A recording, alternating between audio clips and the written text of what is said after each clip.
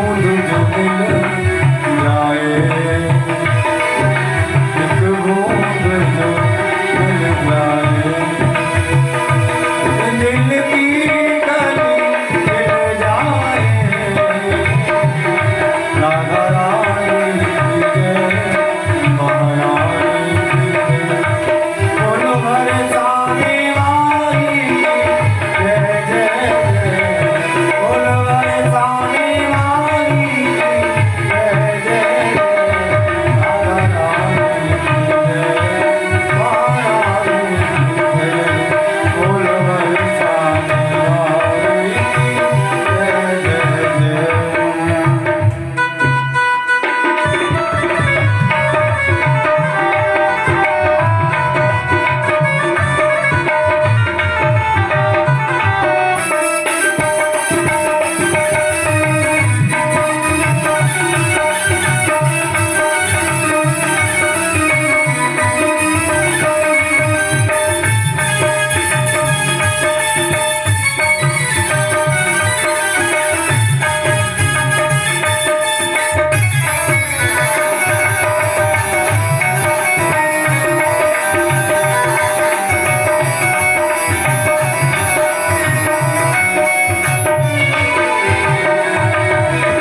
ये मन बड़ा चंचल है,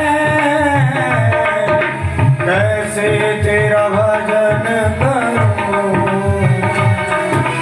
ये मन बड़ा चंचल है, कैसे तेरा भजन करूं। इतना इसे समझाऊं, इतना इसे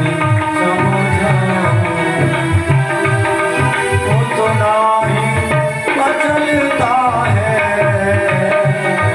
राधा रानी की जय, महारानी की जय, राधा रानी की जय, बोलो बरसाने वाली जय जय, बोलो बरसाने वाली जय जय,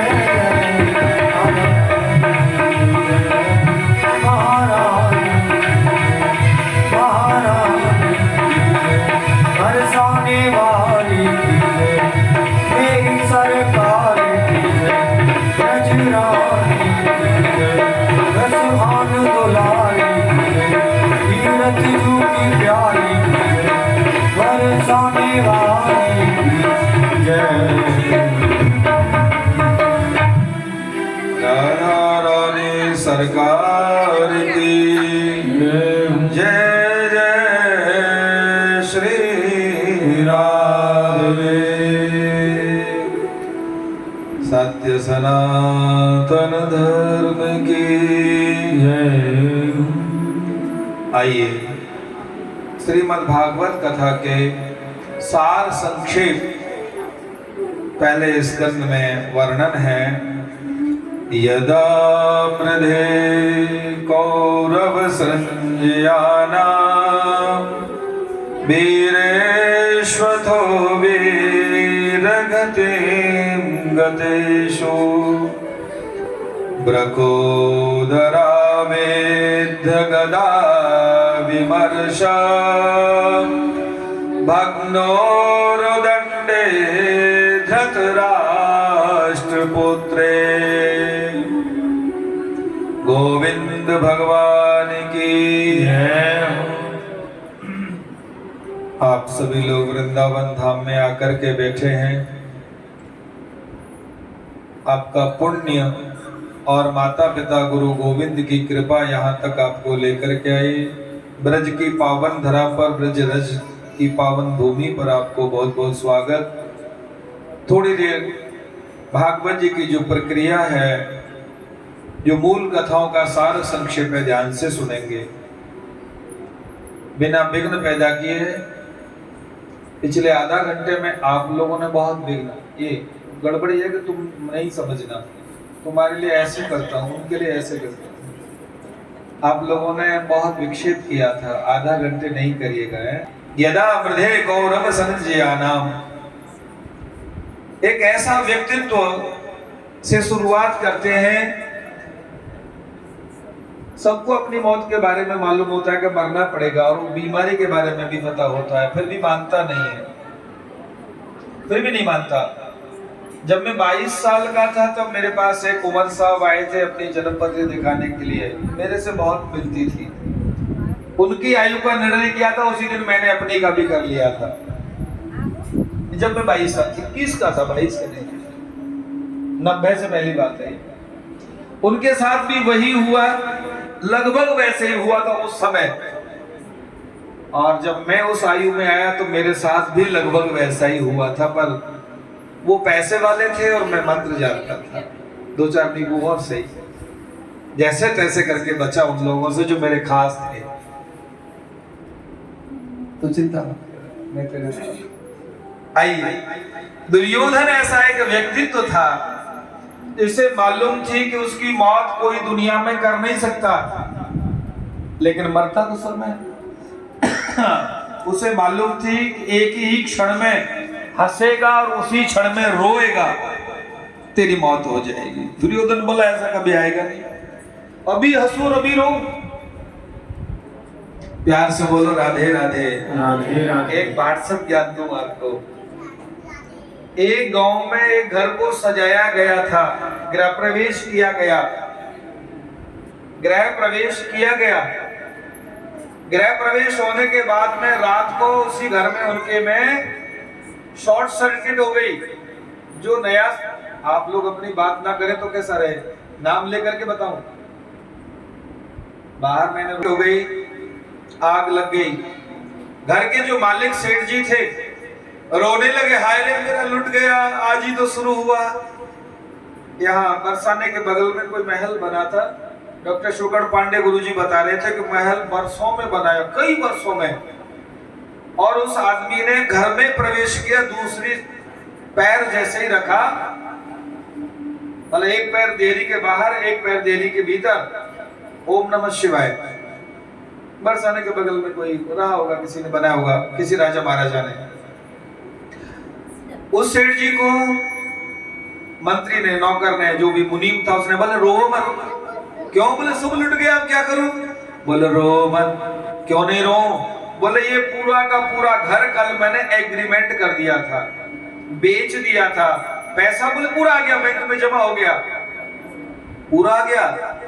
घर जल रहा है, घर के जलने में कोई अंतर नहीं आया, लेकिन सेठ जी खुश हो गए। अरे ठीक है, अच्छा हुआ, पैसा तो अपना आ ही गया, अपने को क्या फर्क पड़ना है, जल जाए तो जल जाए। दूसरा मुनीम आया, बोले वो रजिस्ट्रार ने कैंसिल कर दिया था, वो एग्रीमेंट शाम को ही कैंसिल हो गया था, पोस्ट नहीं हुआ, पास नहीं हुआ। सेठ फिर रोने लगा, हाय रे मैं लुट गया। प्यार से बोलो राधे राधे। राधे राधे। घर बनाया था, घर में आग लगी थी, मालिक रो रहा था। मुनीम ने कहा एग्रीमेंट कर दिया है, खुश हो गया, रोना बंद हो गया। घर में आग लगना बंद हुई थी क्या? घर तो बराबर जल रहा था, खुश हो गया। दूसरे ने आकर के कहा एग्रीमेंट कैंसिल हो गया, तो फिर रोने लगा। एक ही क्षण में खुश और एक ही क्षण में दुख, जब आएगा तो मर जाएगा। अश्वत्थामा नंगी तलवार, नंगी शमशीर लेकर के रात के 12-11 बजे सर सर सर सर करती हुई आधी रात अश्वत्थामा आ गया दुर्योधन के पास में और आकर के बैठ गया। बोले तुमने मुझे सेनापति नहीं बनाया राजन, अगर मुझे सेनापति बना देते। दुर्योधन रो करके बोला, बोले क्या करूं, मेरे 100 भाई मारे गए, पांडवों में से एक बाल भी बगर नहीं हुआ। मेरे पास कितने कितने अश्वत्थामा, कर्ण, विकर्णेश, पितामह, भीष्म, कितने कितने महारथी, सब मारे गए। मेरे सारे भाई मरे गए और उनका एक बाल बाग, एक तो मर जाता। अश्वत्थामा ने कहा मुझे सेनापति बनाते तो 1 नहीं 2 नहीं 4 नहीं 5 को मार डालता। बोले ठीक है, राज्य किसका है? बोले तुम्हारा। राजा कौन है? बोले दुर्योधन। आज से मेरी राज्य के सेना के सेनापति अश्वत्थामा। नंगी शमशीर लेकर के अश्वत्थामा ने मां के गोद में बगल में सोए हुए 5 बेटों के सिर को धड़ धड़ काट के झोली में लेके दुर्योधन के सामने डाल दिए। पांचों पांडवों को विजय के बाद में भगवान कृष्ण माँ कात्यायनी की माँ देवी की कंकाली की पूजा करने के लिए गए। पांचों पुत्रों को मार दिया। द्रौपदी विलाप कर रही थी। दुर्योधन ने देखा, एक नहीं दो नहीं, पांचों के पांचों शत्रुओं को मार दिया तुमने मेरे। उन्होंने लेकर के लाम सिर फोड़ा फेंक दिया, दूसरा फोड़ा तीसरा फेंक दिया, चौथा। जैसे ही पांचवा सिर आया पास में तोड़ के फेंका तो रोने लगा। अश्वत्थामा तुमने वो कर दिया मेरे वंश के लिए जो आज तक किसी ने नहीं किया।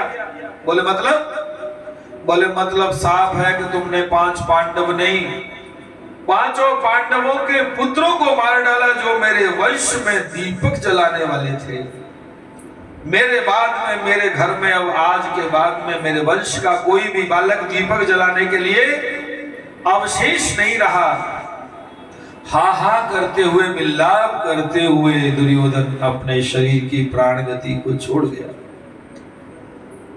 सुख वहां होता है मेरा है। अभी बैंड बाजा बज रहा हो, अगर वो बैंड बाजा मेरा, मेरे परिवार का, मेरे मित्र का है तो खुशी से झूमेगा, नाचेगा।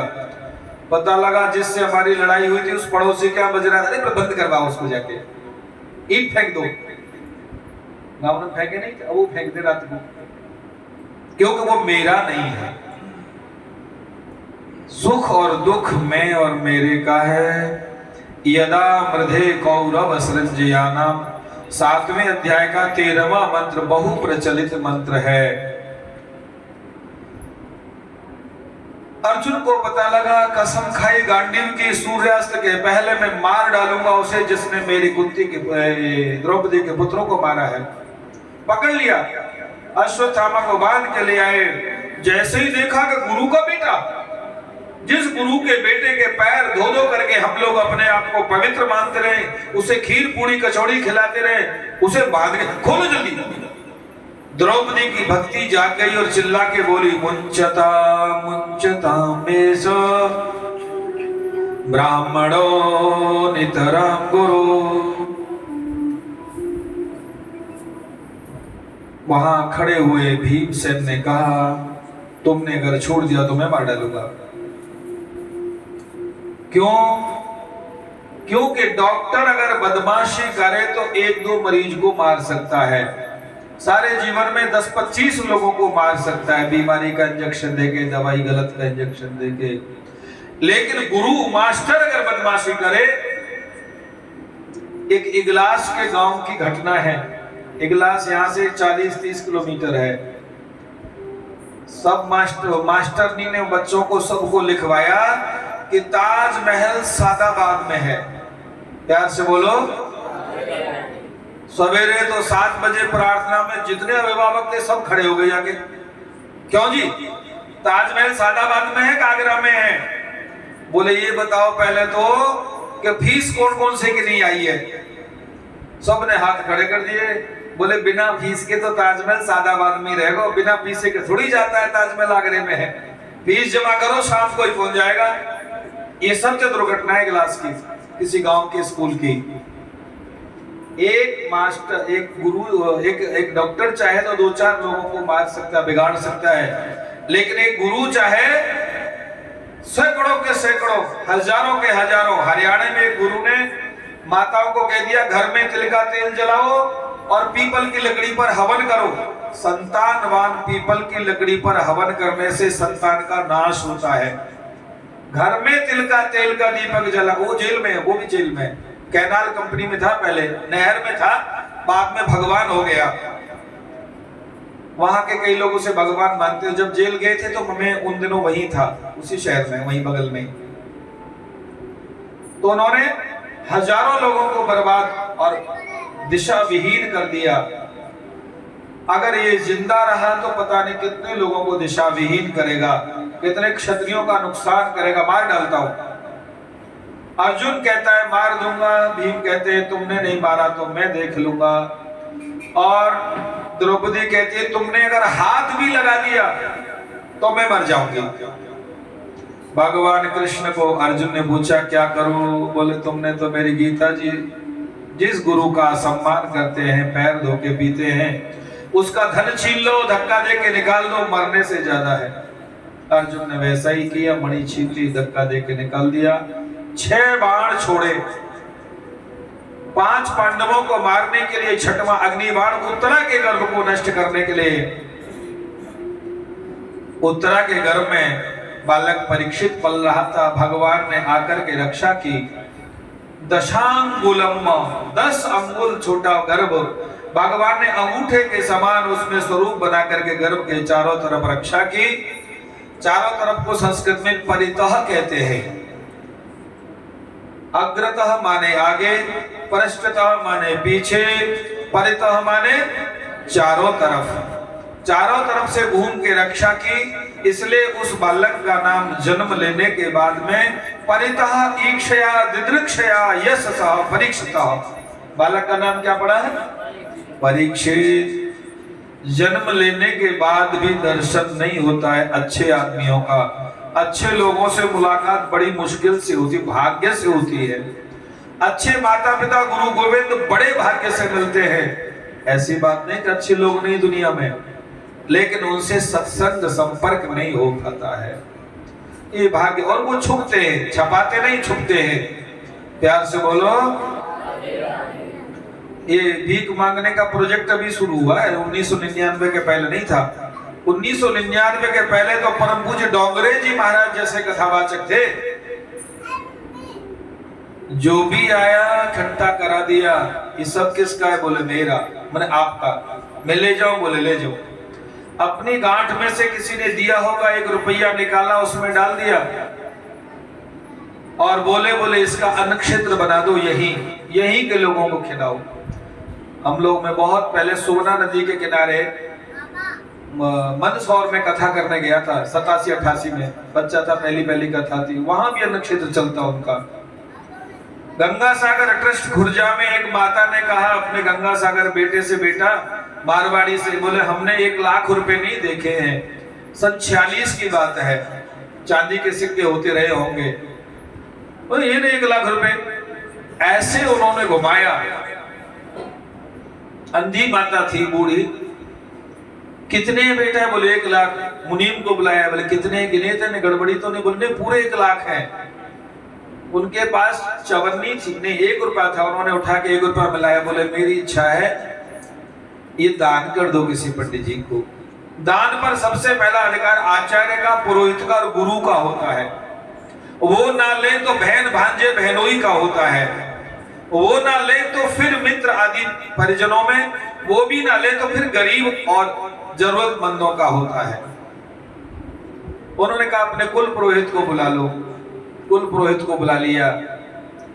अब गंगा सागर को तो मालूम नहीं थी कि दान करना है, ये तो माने अटेंडम कह दिया।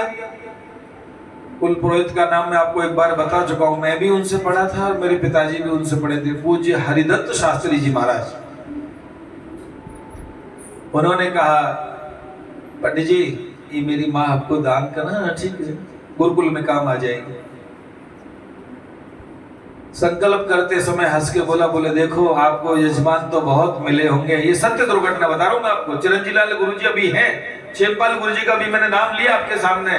ओम गुरुजी वहां थे, बहुत विद्वान थे। सोरो में श्री राम प्रकाश गुरुजी रहते थे, रामकिशोर जी आचार्य, ये सब बड़े बड़े विद्वानों का नाम ले रहा हूं।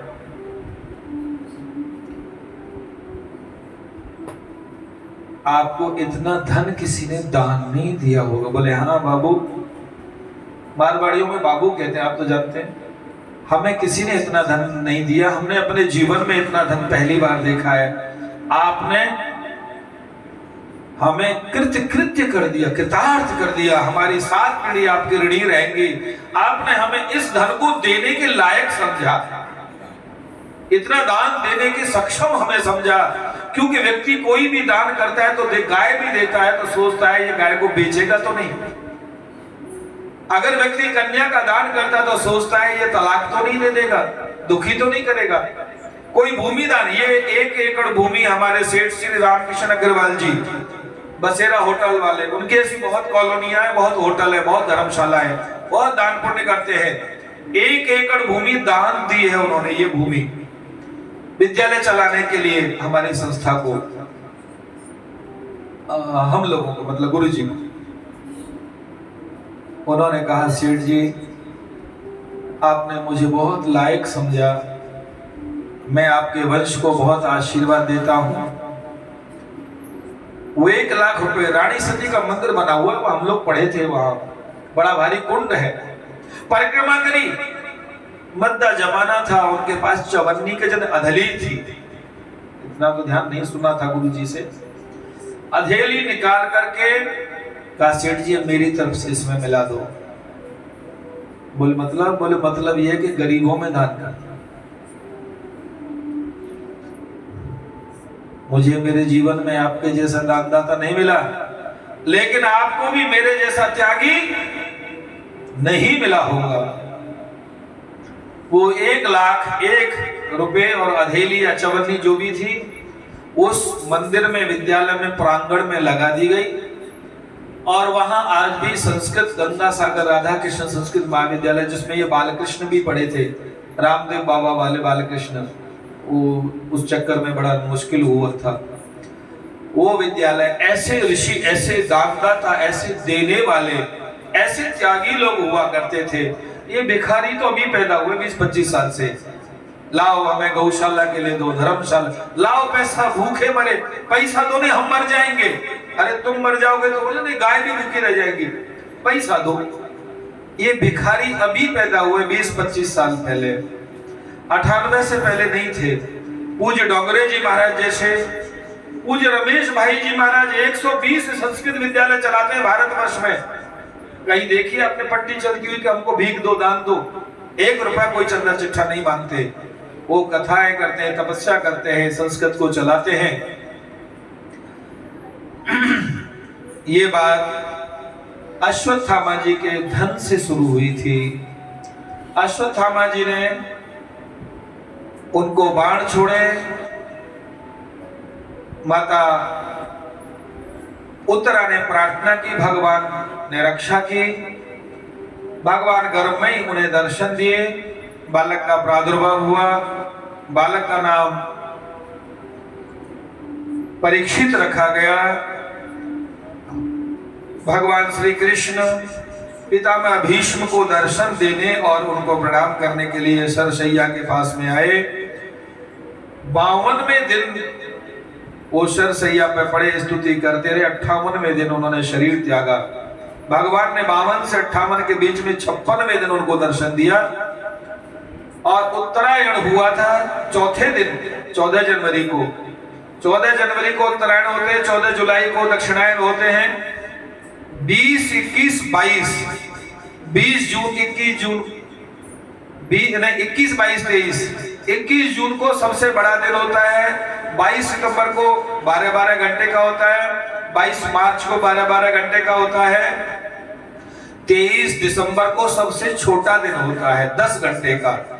21 जून को 14 घंटे का होता है। 22 सितंबर को 12 घंटे का होता है।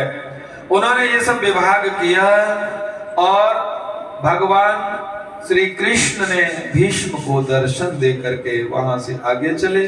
तुमने 101 जन्म पहले पाप किया था, दुमई को फेंक दिया, बेर में गिरी, इसलिए तुम्हारे शरीर में कांटे गड़े हैं।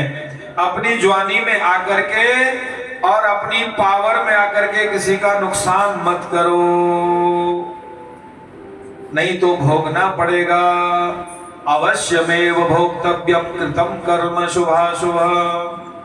किसी तरह से गलती से मानव शरीर है, कोई पाप हो गया हो तो अपने धर्म के अनुसार उसका निस्तारण करो, परिमार्जन करो, प्रायश्चित करो, तो वो दूर हो जाएगा। और नहीं तो जेवर में एक आदमी ऐसे थे जिन्होंने उस जमाने में 25 घर गिरवी रख रखे थे लोगों के। उनकी बेटी बेटा माने नाती जिंदल साहब के दोनों तीनों पागल थे। उस जमाने में 3 लाख रुपए दे करके जट्टारी में बेटी की शादी की, तीसरे दिन उन्होंने छोड़ दी। उस जमाने की बात कर रहा हूँ, 84 की, जब मैं बच्चा था, छोटा था, समझता कम था। इसलिए पाप की कमाई को एकत्रित करके देके जाओगे तो वो वंश फलेगा फूलेगा नहीं, स्वस्थ नहीं रहेगा।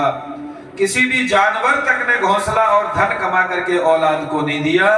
आप केवल उनके अंदर संस्कार, शक्ति और टैलेंट पैदा करो।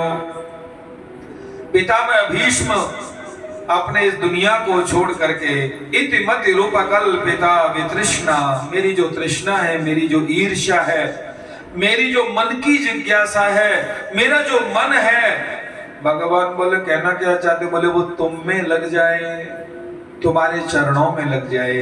मैंने नहीं चाहते हुए भी दुष्ट राज दुर्योधन की रक्षा की, मैंने नहीं चाहते हुए भी कौरव वंश की सुरक्षा में लगा रहा, ये मेरे से पाप हो गया, ये पाप दूर हो जाए। कुंती सामने मिली, बुआ जी करके प्रणाम किया।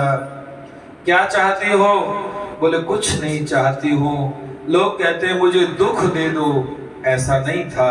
उन्होंने कहा था ऐसा कुछ दे दो जो हमेशा मेरी याद आती रहे, कृष्ण तुम्हारा नाम बना रहे। बोले मेरी याद तो मेरी भक्ति से भी आ जाती है। याद केवल दुख देने से नहीं आती, याद प्रेम करने से भी आती है। गोपियां कितना प्रेम करती थी भगवान से, बरसों बरसों तक उनकी याद नहीं भुला पाई। माँ बेटे से कितना प्रेम करती है, बरसों तक, जन्मों तक, जब तक जिएगी तब तक बेटे की प्यार में पागल बनी रहेगी। तो प्यार केवल, स्नेह केवल, याद केवल दुश्मन की नहीं आती। हाँ, जब तक दुश्मनी है तब तक 24 में से 18 घंटे दुश्मन दिमाग में घूमता रहता है, ये अलग बात है। ऐसा उन्होंने उदाहरण दिया। वैसे मेरे दिमाग में आप बसे रहें और मेरी मति आपके चरणों में लगी रहे। परीक्षित महाराज की खड़े हुए, चारों तरफ भगवान को देखा, देखा ही नहीं पड़े, खड़े होते ही देखने लगे, इसलिए नाम परीक्षित हुआ। धृतराष्ट्र गांधारी अपने घर में थे, उनके भाई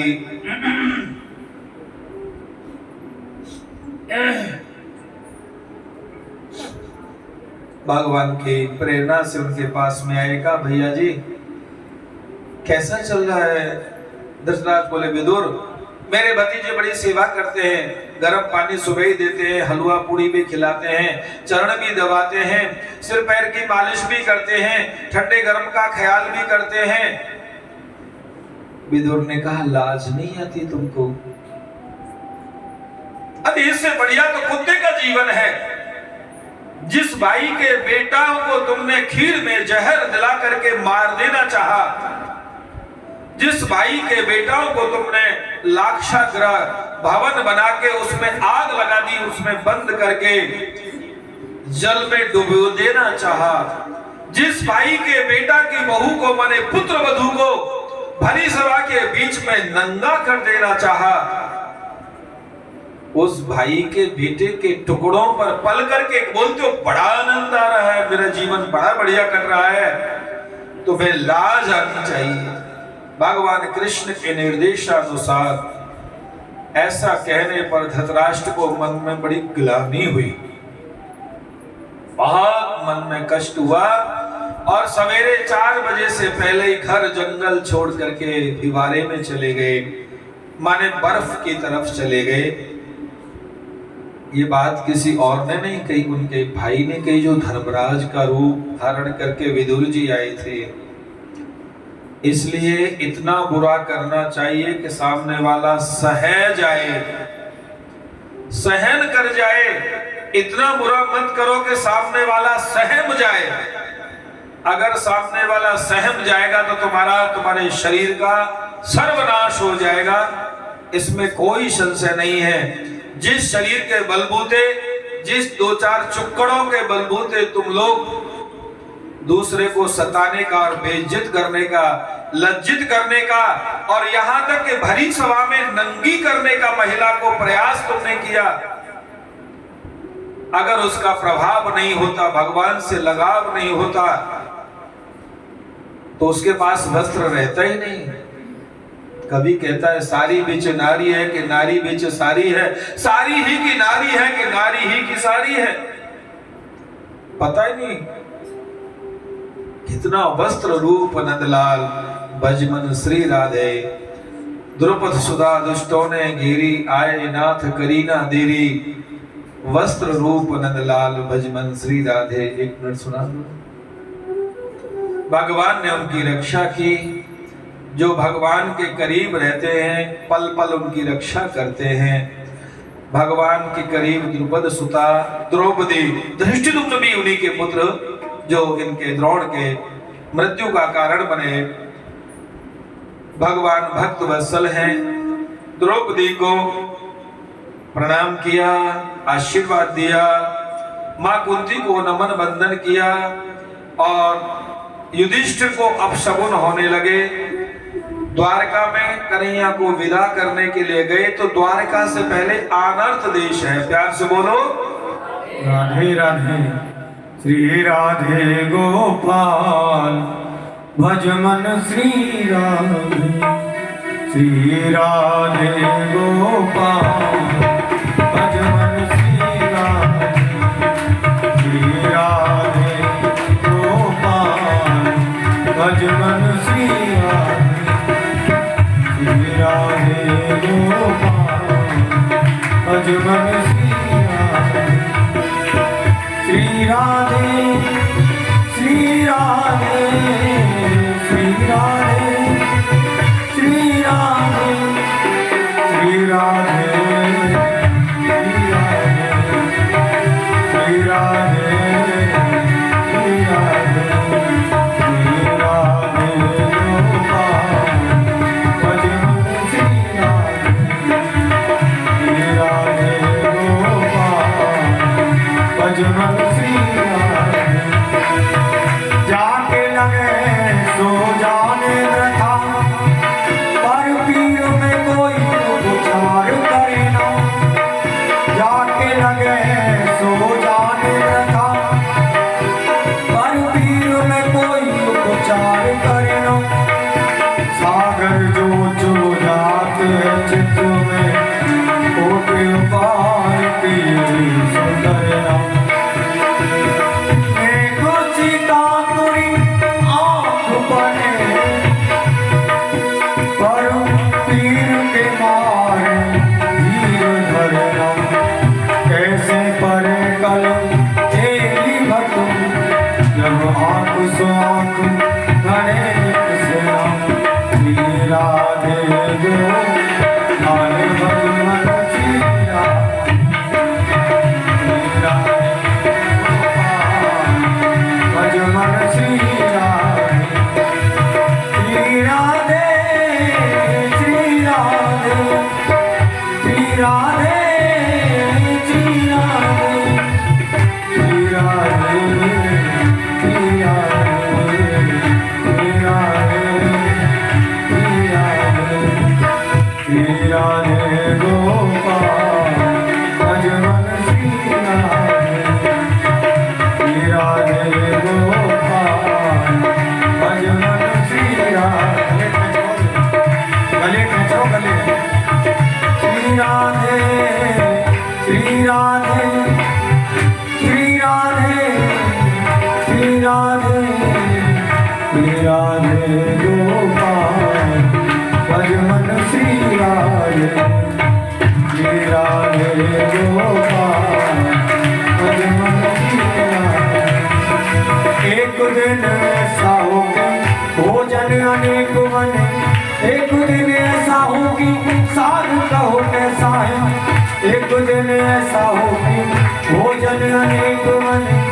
एक दिन ऐसा हो कि साग कहो कैसा है। एक दिन ऐसा हो कि कलम और गलीचे नीचे। एक दिन ऐसा हो कि टूटा सा नमाचा है। एक दिन ऐसा हो कि दौलत में हाथ नहीं। एक दिन ऐसा हो कि तामे का नाम पैसा है। एक दिन ऐसा हो कि दौलत में हाथ नहीं। एक दिन ऐसा हो कि तामे का नाम पैसा है। जाहे तेरा की राम भजलो भैया राधे श्याम। आज दिन ना जाने ये कल दिन ऐसा है। श्री राधे गोपाल भज मन श्री राधे। श्री राधे गोपाल भज मन श्री राधे। श्री राधे श्री राधे श्री राधे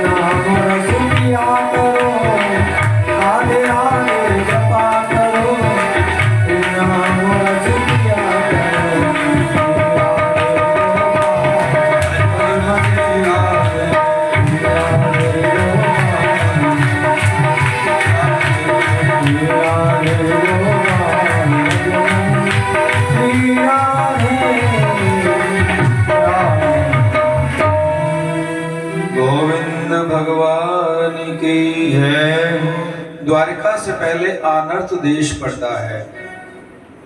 कुछ बुरे लोग होते हैं जिनके पड़ोस में उनकी बुराई करते हैं, कुछ भले लोग होते हैं जिनका पड़ोस में भी सम्मान करते हैं। भगवान का भव्य स्वागत हुआ आनर्त देश में, द्वारिका में प्रवेश किया।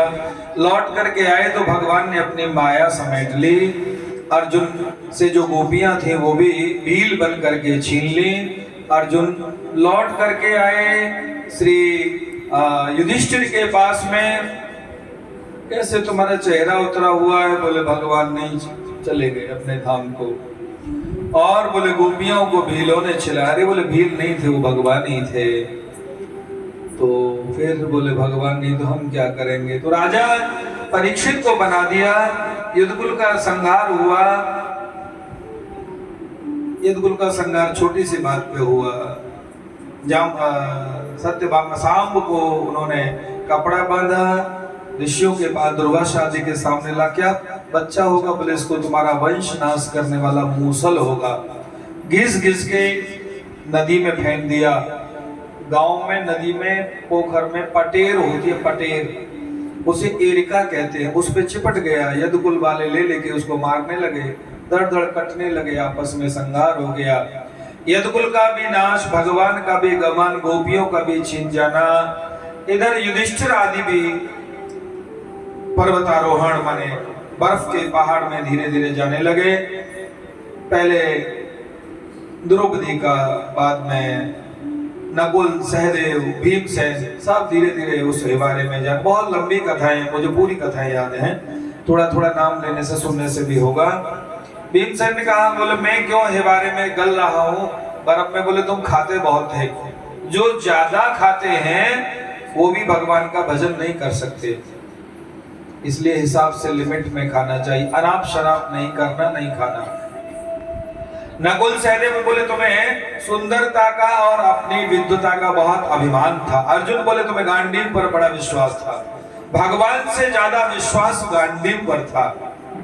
युधिष्ठिर बोले मेरा ये उंगली कैसे गई बर्फ की बन रही है? बोले तुमने कहा था अश्वत्थामा मारा। बोले भगवान के कहने से कहा था।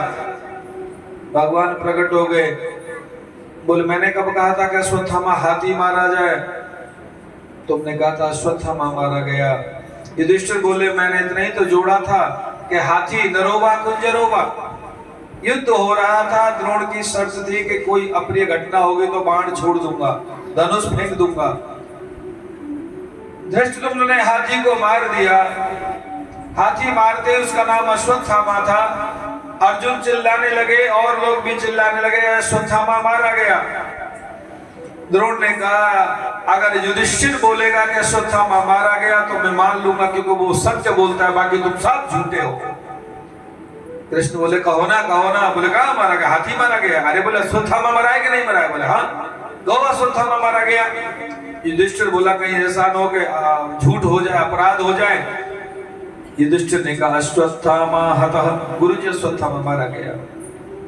लेकिन अपनी तरफ से जोड़ दिया नरोवा कुंजरोवा, आदमी मारा गया, हाथी मारा गया, ये नहीं पता। इतने बोलने से पहले ही कृष्ण ने शंख बजा दिया। उस समझ में नहीं आया कौन मारा गया। द्रोण ने छोड़ दिया, धृष्टद्युम्न ने गुरुजी को मार डाला। गोविंद भगवान की जय हो।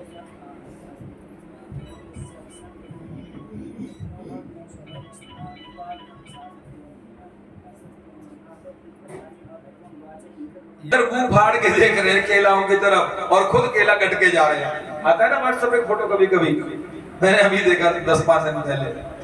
तो दान वान भी मुझे लगा कम ही करते हैं लोग, करता हो तो पता नहीं। मैंने धीरे धीरे ये भी खत्म होता जा रहा है। दान करने में भी बड़ी 100 अटकल है और अपनी जुगाड़ देखते हैं, अपना फायदा देखते हैं। दान दाताओं की कथा मैंने सुनाई, डोंगरे जी आप लोगों ने देखे, राधा कृष्ण संस्कृत विद्यालय में मैंने देखा, और भी कई लोग हैं जो करते होंगे। तो ये 4 पैर उनके थे, धीरे धीरे चौथा भी कमजोर हो रहा है, पृथ्वी माँ भी कमजोर हो रही है। कलयुग ने आकर के प्रणाम किया, बाबा सत्य कलयुग सतयुग में शौचम, त्रेता युग में शुद्धता, दया द्वापर में, अब तो थोड़ा बहुत दान है वो भी दिखावे का है, वो भी है नहीं है। मेरा ही राज्य, मुझे रहने दो, जगह दे दो रहने के लिए। द्यूतपानम क्रीड़ा स्त्रिय, जुआ जहां खेला जाए वहां कलयुग रहे। द्यूतपानम, पान माने पिया जहां जाता हो, पी लेते हो, वहां भी कलयुग रहे। हिंसा माने किसी को मार दिया जाता हो, वहां भी कलयुग रहे। चोरी जहां की जाती हो वहां भी कलयुग रहे। बच्चों की नृशंस हत्या कर दी जाती हो। बोले एक घर और दे दो, मेरे 5 बेटा बहू हैं। कौन कौन से? काम, क्रोध, लोभ, मोह, अहंकार, 5 बेटा बहू हैं, एक जगह और दे दो। औदार्य थे परीक्षित जी, बड़े उदार थे। अच्छा ठीक है, एक तू मांग ले। बोले एक काम करो, पाप से कमाए हुए सोने में मेरा निवास दे दो। प्यार से बोलो राधे राधे। एक आदमी से मैंने कहा मुझे 17,000 रुपए दे दो, 16-17,000 रुपए, बिजली का मीटर लगवाना है, बहुत आवश्यक है। दान करोगे तो तुम्हारा नाम लिख देंगे, नहीं करोगे तो मैं लौटा दूंगा। उसने पूरे हिंदुस्तान की कसम खा ली, उसके पास 17,000-16,000 रुपए नहीं है। अभी पिछली साल वो रो रहे थे, वो मर गए, बच गए में क्या हो गया? बोले रेड पड़ गए में क्या हो गया? बोले 10 लॉकर तो पकड़ लिए ईडी, उसने जब्त कर लिए 10 लॉकर। बाप रे, मेरी उनकी वचन से श्रद्धा ही हट गई। पिछले साल के जून की बात है। 10 लॉकर, क्या रखता होगा उनमें? रजाई, लॉकरों में रजाई रखते होंगे वो। सोना, चांदी, हीरा जवाहरात, तो क्या करेंगे उस पैसे का? उस पाप की कमाई हुई के सोने में कलयुग का निवास हो गया। मेहनत किया हुआ, माता पिता से दान में, कन्यादान में प्राप्त किया हुआ, कुंडल में, टीके में कलयुग नहीं बैठेगा। लेकिन चुराया हुआ, इवन कोर्चा करके बनवाया हुआ भी सोने में कलयुग का वास रहेगा। आप आए हो तो एक आपके मतलब की बात बता दूं। एक अम्मा दूध बेचती थी, दूध बेच बेच करके 30 रुपए इकट्ठे किए, पीहर गई, भतीजा हुआ, भतीजे के नामकरण पे सुनार के यहाँ जाकर के बढ़िया कुंडल, ये नाक में नथनी पहनते हैं, बुलाक पहनते थे उस जमाने में, और बुलाक में लगभग लाल रंग का नग होता था। अब तो गांव में आई, गांव में आकर के कहा, बोले सब लोग गंगा जी चल रही हैं, शरद पूर्णिमा में हम भी चले। सबको ऐगे चमक, पहले घूंघट कर दी थी यहाँ तक का, पदम भैया जानना थे, बुलाक पैरी को घूंघट यहाँ पहुंच गया। सबको नाक दी के 2-4 ने पूछी, बोले हाँ भैया ने बनवाया, भतीजे है दियो। गंगा जी नहावे गई, लंबी करवे थे, क्या फायदा, गंगा जी में गोता लगाए। अब जहां हम पढ़े गए बिहार घाट गंगा जी पे गड्ढे थे बड़े बड़े ऊंचे ऊंचे, बड़ी बड़ी मछली रही, सो ऐसे ही गोता लगायो, सब तो नारे यहाँ उन्हें पल्लो को चली गई। एक बड़ी सी मछली ने वो लाल लाल नग देखो, झटगप्पा मारे, बुलाक समेत जरबेले पहुंच ले गई। प्यार से बोलो राधे राधे। अब तो आवे ना वो, वहां के पति ने और घर वाले, अरे आजा तू आवे सुना है। बोले आए कहा जाऊं, यहाँ तो बरुआ बनी को न नाक रही न बुलाक रही, दोनों नहीं गए। तो और बड़ी बूढ़ी सोमोती दादी भी संग गई थी उनकी। ये किसी गांव की घटना है, सत्य दुर्घटना है, सोमोती दादी की सत्य दुर्घटना है ये। तो उनकी झांझन दादी ने कही थी, बोले ना पानी को पैसा पानी में और नाक गई बेईमानी में। पानी से मिला करके तुमने धन कमाया और ब्याज में, पानी को पैसा पानी में और नाक गई बेईमानी में। इसलिए पाप की कमाई के सोने में कलयुग का वास रहता है। शास्त्र में लिखा हुआ, दाने न पाणिर न तो कंकड़ेना, श्रोत्रम श्रुतम नैव न तो कंडलेना। जिस पढ़ाई का 1 घंटे का मैं 500 रुपए लेता हूँ बाहर के आदमी से, वो पढ़ाई में अपने विद्यार्थियों को फ्री पढ़ाता हूँ, 1 पैसा नहीं लेता। लेकिन जो हमारा विद्यार्थी नहीं, हमारा पात्र नहीं, हमारी व्यवस्था पे नहीं अगर बैठता, तो क्यों फ्री में? जो पात्र है उसको फ्री में पढ़ाया जाए, वो दान है। सही सलाह दी जाए वो दान है, सही सेवा की जाए वो सेवा और दान है। केवल सोने के खड़ुआ पहनने से महाराज जी परसों मैं उस दिन गया था, किस दिन 21 की बात है, 21 जून की बात है। हमारे बहुत बड़े गुरुजी के यहाँ भागवत पढ़ाते हैं, वो गृह प्रवेश था। मेरे संगी को एक दो जने गए थे, है ना, आपने देखा, उन्होंने हजारों बार कहा 1000 ले लो, 10,000 ले लो, 2,000 ले लो। मैंने और मेरे बेटे ने और मेरे विद्यार्थियों ने पानी तक उनका नहीं पिया। वहां उनका खरीदा हुआ पानी आया था, ब्रजवासी कैसे, हमने पानी तक उनका नहीं पिया। परम पूज्य कृष्ण किंकर गुरुजी, और ये एक ऐसा नाम है जो वृंदावन में कोई भी उनका नाम नहीं लेगा, सब गुरुजी बोलेंगे उन्हें। हरदेव विद्यालय के प्रिंसिपल रहे हैं और बहुत बड़े कथावाचक और विद्वान हैं। तो ये श्रद्धा और भावना होती है, उनका 10 रुपए भी खर्च नहीं करवाना, बर्बाद नहीं होने देना, और केवल अपना सौभाग्य समझना कि उनकी हम सेवा करने के अवसर हमें मिला, हम सेवा करने के योग्य उन्होंने समझे। उसमें पाप की कमाई नहीं होती और उसमें कलयुग नहीं रहता। कलयुग से बचना भाइयों, और नहीं तो बड़ा कर्रा काम है। डॉक्टर इतना बुरी तरह से फाड़ते हैं, बाप रे, बहुत बुरी तरह से फाड़ते हैं, मैंने फटते हुए देखा है। इसलिए बच के रहना, ज्यादा पाप पूप मत करना। प्यार से बोलो राधे राधे। यहाँ लिखा हुआ है ये 17वें अध्याय के 24वें में, तपः शौचम दया सत्यमिति पादः कृते कृता। तप, सत्य, शौच और दया, ये पैर हैं 3। सोने में घुस गया, सोने का मुकुट पहना था राजा परीक्षित ने। कहां से आया? राजा परीक्षित ने जो मुकुट पहना था वो सहदेव से छीन करके भीमसेन ने अपने संदूक में रखा था। सहदेव कौन थे? आप लोगों ने सैकड़ों कथा सुनी, बताओ। जरासंध से युद्ध हुआ भीमसेन का, कृष्ण जरासंध भीमसेन, युद्ध में जरासंध को मार दिया गया, राज्य अभिषेक कर दिया उनके बेटे सहदेव का। भीमसेन बोले इसके जो सिर में है मुकुट बड़ा सुंदर है, बड़ा सोना लग रहा है, हीरे लगे, ले चलो। सहदेव ने कहा राजा मुझे बनाया तो मेरा ही अधिकार है, मुझे ही दे। तो बोले ना ना अपने घर ले जाएंगे निशानी। उन्होंने तो लगाया नहीं, उनके पंथी ने चौथी पीढ़ी पर उस परीक्षित राजा ने वो लगाया मुकुट। पाप की कमाई में वो प्रवेश कर गया। ऋषि के आश्रम में आकर के बोलता है बाबा आंख बंद करके बैठा है, कुर्सी नहीं लाया हमारे लिए, कुछ पानी पत्ता खाना पीना नहीं लाया। कलयुग वहां सांप बन के लपेट के बैठ गया। उठा के मरा हुआ सांप बाबा शमीक ऋषि के गले में डाल दिया। शृंगी ने देखा मेरे भगवान के समान पिता के गले में सांप डाल दिया, ये कौन है राजा जैसा कपड़े पहनने वाला? मैं इसे शाप देता हूं, आज से 7वें दिन तक्षक नाम का नाग इसे डस लेगा और ये धू करके जिस शरीर का ऐसे अभिमान है, जिस राज्य का ऐसे अभिमान है, जिस पैसे का ऐसे अभिमान है, वो कुछ भी इसका सहारा नहीं देगा। इत लंघित मर्यादम, अगर इस मर्यादा को जिसने लंघन किया है, तक्षक सप्तमे हनि, तक्षक नाम का नाग 7वें दिन नाश कर देगा, उस शरीर का खा जाएगा, मार डालेगा। और मरे हुए सांप को भी छूने की हिम्मत उस बालक में नहीं थी। 12 साल का बालक शृंगी मुनि सामने रोने लगा। 2 शिष्य थे बड़े सुंदर और बहुत विचारवान सेवक। गुरुकुल ऐसे ही होते हैं, गुरुकुलों में पुत्र और शिष्य को आप लोग पहचान नहीं सकते। हमारे यहाँ भी बहुत दिन तक हमारे बच्चे और विद्यार्थी पढ़ते थे, लोग पहचान नहीं पाते थे। चले जाते थे, जब पूछते थे वो लड़का कुछ अलग सा था, वो कौन था?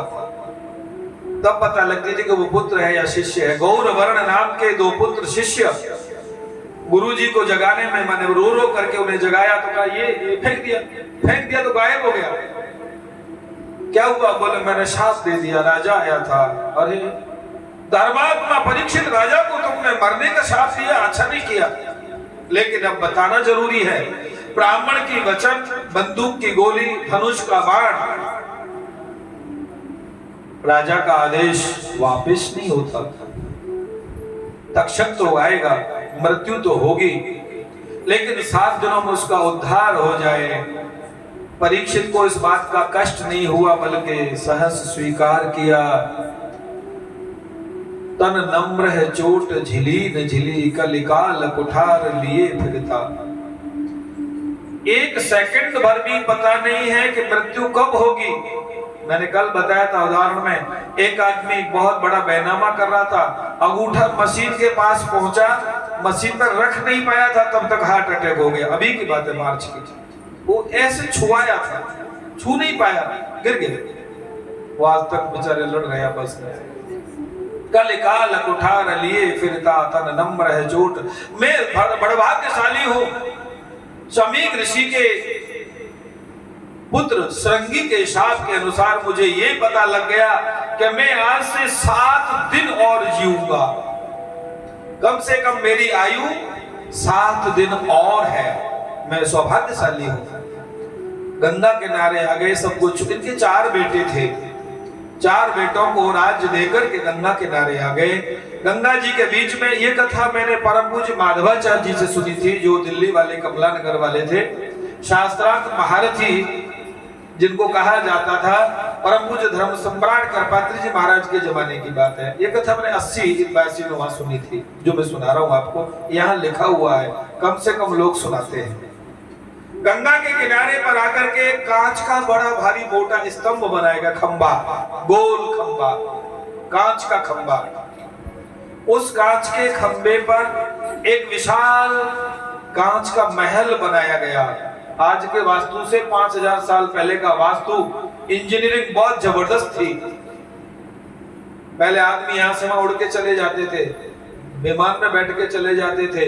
राम जी आए थे, चलत विमान, कोलाहल भारी, वैसे लिख दिया। जब तो जहाज बने भी नहीं थे 1632 में, तो ये विज्ञान बहुत ऊपर था। ऐसा महल बनाया, बिना बुलाए बड़े बड़े ऋषि महर्षि संत महात्मा भृगु वशिष्ठ चवनश्य गौतम मेधा तिथिर देवल देवरात। मैंने कहा नहीं था पहले दिन की याद कर लो, पूरे दिन ये काम आएगी। बड़े बड़े महात्मा आए, व्यास आए, पाराशर आए, भृगु आए, वशिष्ठ आए, मेधातिथि आए, देवल आए, देवरात आए, अत्रि आए, पिप्पलादि आए। बड़े बड़े महात्मा आकर के बैठे हैं। 7 दिन का समय बचा है। महात्मा परीक्षित के पास में, राजा परीक्षित के पास में, इनका उद्धार कल्याण कैसे होगा किसी की समझ में नहीं आ रहा। प्यार से बोलो राधे राधे। उद्धार कैसे, कल्याण कैसे होगा? बड़े बड़े संतों को एकत्रित कर रहे, आ रहे हैं, बैठ रहे हैं। ये निश्चय है कि 7 दिन से पहले नहीं आएगा तक्षक। मृत्यु 7 दिन तक आ नहीं सकती, ये निश्चित हो गया था।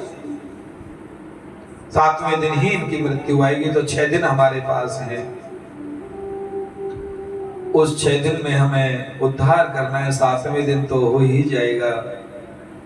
गोविंद भगवान की। महात्माओं ने देखा, उनमें सबसे बड़े बूढ़े बुजुर्ग थे पाराशर मुनि। वो लंबे, जिनके वेद व्यास जैसे पुत्र बुजुर्ग। देखा सामने से बड़ी भीड़ आ रही है, छोटे छोटे बच्चे आ रहे हैं। भीड़ कोई राजा महाराजाओं की नहीं थी, भक्तों की नहीं थी, ऊधम करने वाले बच्चों की थी। उनके हाथ में फूल नहीं थे, मालाएं नहीं थी, उनके हाथ में छोटे छोटे कंकड़ थे, जमीन में से उठाए हुए ढेल थे, मिट्टी के खेत में से उठाए हुए लकड़ी डंडे थे। छोटे छोटे बच्चे, और वो राम राम नहीं बोल रहे थे, हरे कृष्णा नहीं बोल रहे थे। क्या बोल रहे थे? मारो मारो बाबा आ गया, फेंको फेंको बाबा आ गया। लेकिन जैसे ही सबसे ऊंचे आसन पर बैठे हुए पाराशर मुनि को दिखाई पड़ा 16 वर्ष की अवस्था वाला कोई ऋषि पुत्र आ रहा है। ऐसा तेज, ऐसा प्रकाश, ऐसी आभा, ऐसी मस्ती, ऐसा दिव्य तेज अपने जीवन में कभी नहीं देखा। एकदम उठ करके खड़े हो गए, और खड़े हो गए तो और महात्मा भी खड़े हो गए। जब हजारों महात्मा खड़े हुए और दौड़ करके उस 16 साल के महात्मा को हाथ जोड़ने लगे, चरण वंदन करने लगे, तो बालक भाग गए। बालक पीछे भाग गए, ये तो कोई है। ये तो कोई चमत्कार ही है। हम तो इसको ऐसे नंगा बाबा समझ रहे थे, नंगा बाबा चिल्ला रहे थे।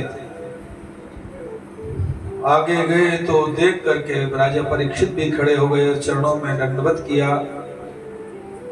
दिव्य आसन पर बिठाया, जो सबसे बड़ा आसन बनाया गया था सभाध्यक्ष का, वहां लाकर के उस 16 साल के बालक सुखदेव स्वामी को विराजमान करा दिया गया। बोले सुखदेव भगवान की। आयु वृद्धा, धन वृद्धा, बल वृद्धा तथैव च। आयु में बड़ा होना, बहुत धनवान होना, बहुत बलवान होना अलग बात है, लेकिन ज्ञान वृद्ध अगर कोई है, ज्ञान में अगर कोई बड़ा है तो सबसे बड़ा और सबसे श्रेष्ठ माना जाता है। ऐसे पूज्य सुखदेव स्वामी, जिन्होंने अपने वेदव्यास जी जैसे पिता और गुरु से भागवत कथा, राजा जनक जैसे श्रेष्ठ तपस्वी जिनको विदेह कहा जाता है, ऐसे सदगृहस्थ महात्मा से, साधु से दीक्षा ली हो, जिन्होंने भगवान शिव से भागवत कथा सुनी हो, जिनको गर्भ में ही गीता का ज्ञान, गर्भ गीता नाम से एक ग्रंथ है, गुरु गीता नाम से भी एक ग्रंथ है, पढ़ा करो, ज्ञान हुआ हो, ऐसे सुखदेव स्वामी आसन पर बैठे हैं। परीक्षित गए, गंगा जल लिया, दूध लिया, सुखदेव जी के चरण धोए, उनकी प्रशंसा करने लगे। महात्मा बोले ऐसा नहीं करना। परीक्षित बोले कुछ गलत हो गया? बोले गलत नहीं हुआ, सगोदोहन मात्र। ये महात्मा सुखदेव हैं, इनके गुरु की आज्ञा है कि ये एक जगह उतनी देर ही रहेंगे जितनी देर में गाय दूध निकाला जा सकता है। गाय को दूध निकालने में अगर देर हो गई ना तो लात मार देगी, उछल जाएगी। गाय को दूध बहुत सियाना आदमी निकाल सकता है, चतुर माता ही निकालती है, सब नहीं निकाल सकते, उतनी देर ही रुकते हैं। तो बोले क्या करो?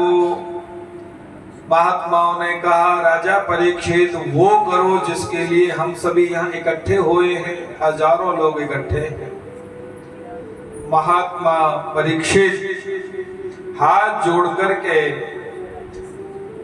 महात्मा सुखदेव के सामने खड़े हैं और सुखदेव जी को हाथ जोड़ करके कहते हैं, 19वें अध्याय का 37वां मंत्र है, पहले स्कंद में लिखा हुआ है, अतः पृच्छामि संसिद्धि योगिनां परमं गुरु पुरुषस्येह जत कार्यं म्रियमाणस्य सर्वथा न लक्ष्यते ह्यवस्थानमपि गोदोहनं क्वचित्।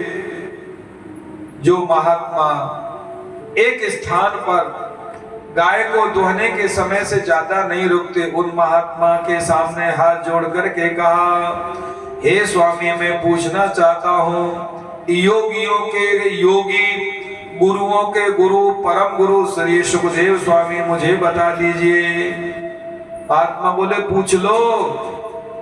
बोले जिसको 7 दिन में मर जाना हो उसे क्या करना चाहिए? प्यार से बोलो राधे राधे।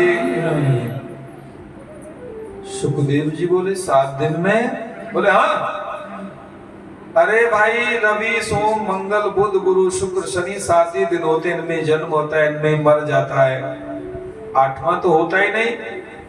बोले उसमें भी ये बता दीजिए कि कल्याण चाहने वाला, मुक्ति चाहने वाला व्यक्ति क्या करे क्या न करे? हाँ बोले ये काम की बात। अपना उद्धार चाहने वाला व्यक्ति को क्या करना चाहिए? 3 महात्मा थे जिनको मैंने दर्शन किया था और बड़े तपस्वी थे। एक तो वो थे जिन्होंने राम जन्मभूमि न्यास को स्थापित किया था, जिनकी वजह से आज राम जन्मभूमि आपके सामने मंदिर बन रहा है। उनका नाम था परम पूज्य स्वामी श्री वामदेव जी महाराज।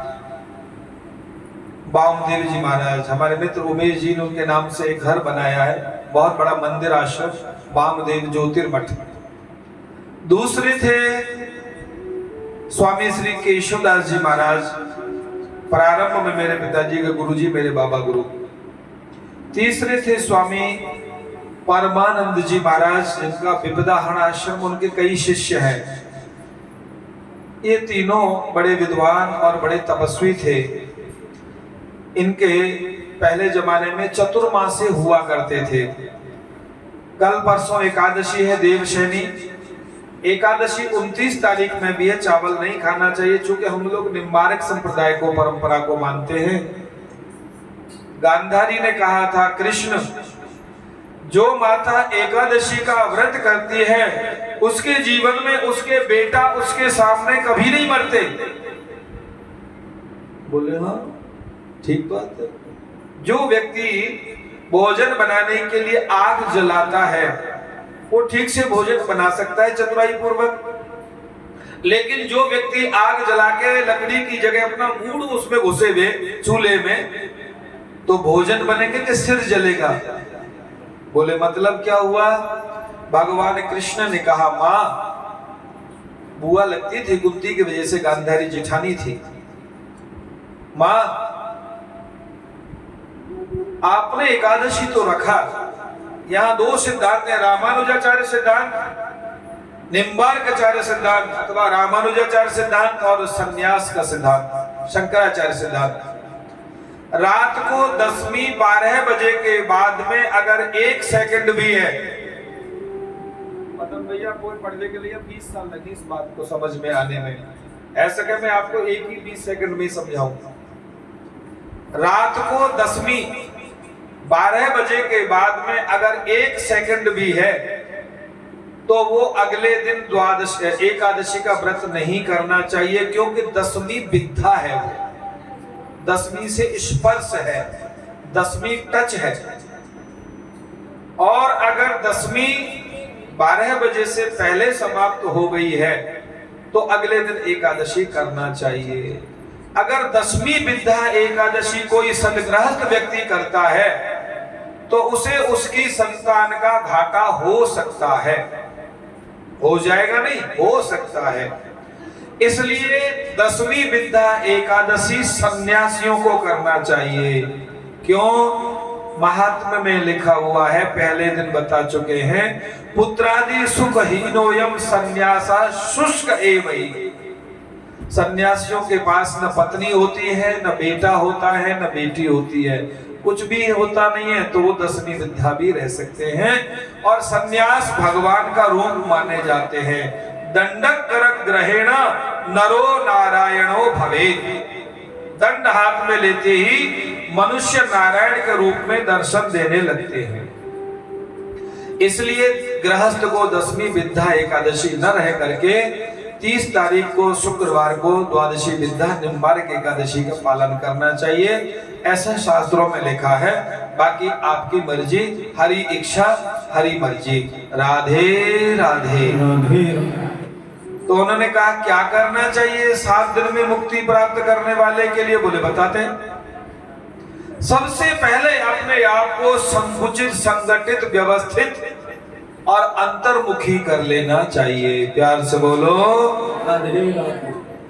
श्री परमात्मने नमः।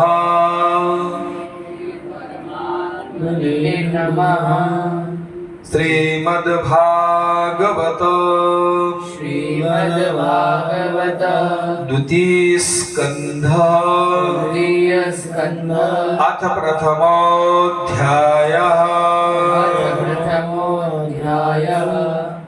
पुराण के 10 लक्षण द्वितीय स्कंद में लिखे हैं।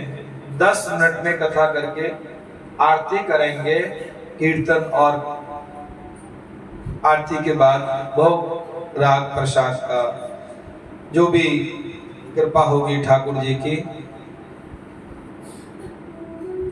जी, पुराण के, महापुराण के 10 लक्षण और व्यक्ति को प्रभु पाने के लिए,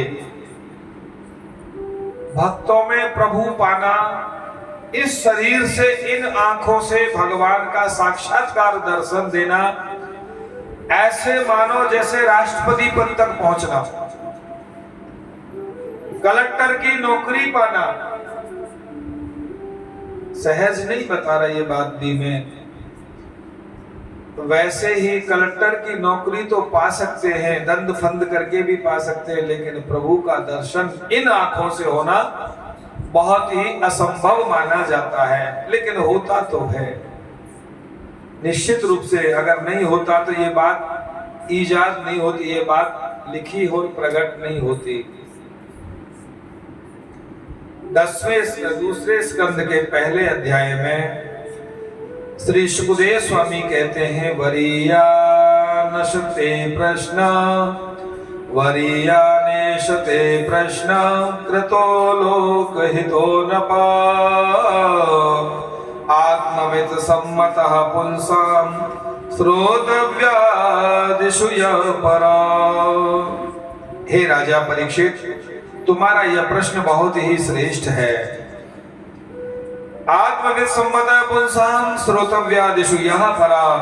अपने आप को अंतर्मुखी करो। प्यार से बोलो।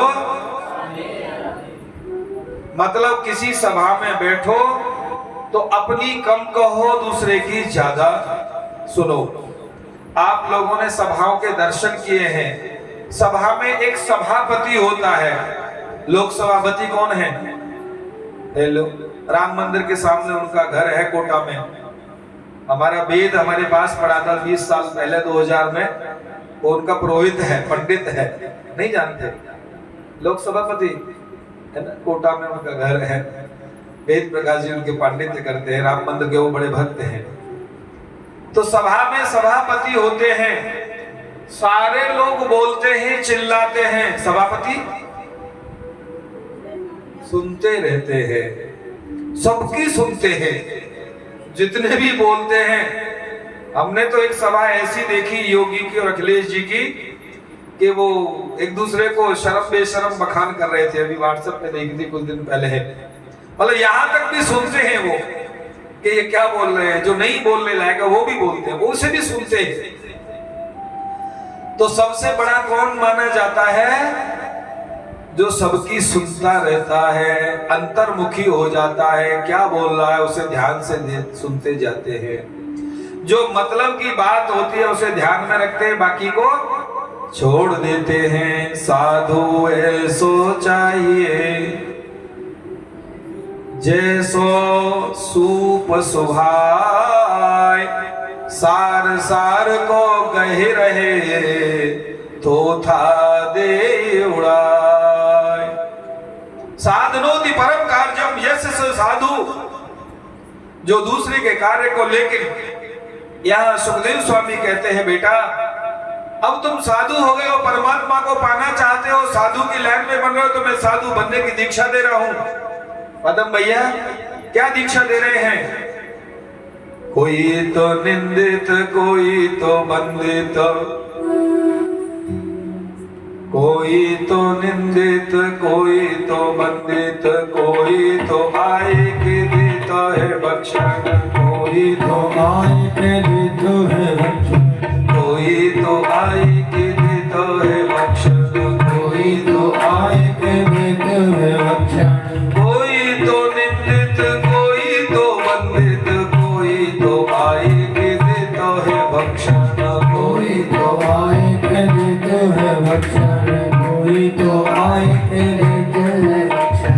कोई तो कहे ये मूर्ख दिखत है, कोई तो कहे ये मूर्ख दिखत है, कोई कहे ये आए विलक्षण, कोई कहे ये आए विलक्षण, कोई कहे ये आए विलक्षण, कोई कहे ये आए विलक्षण।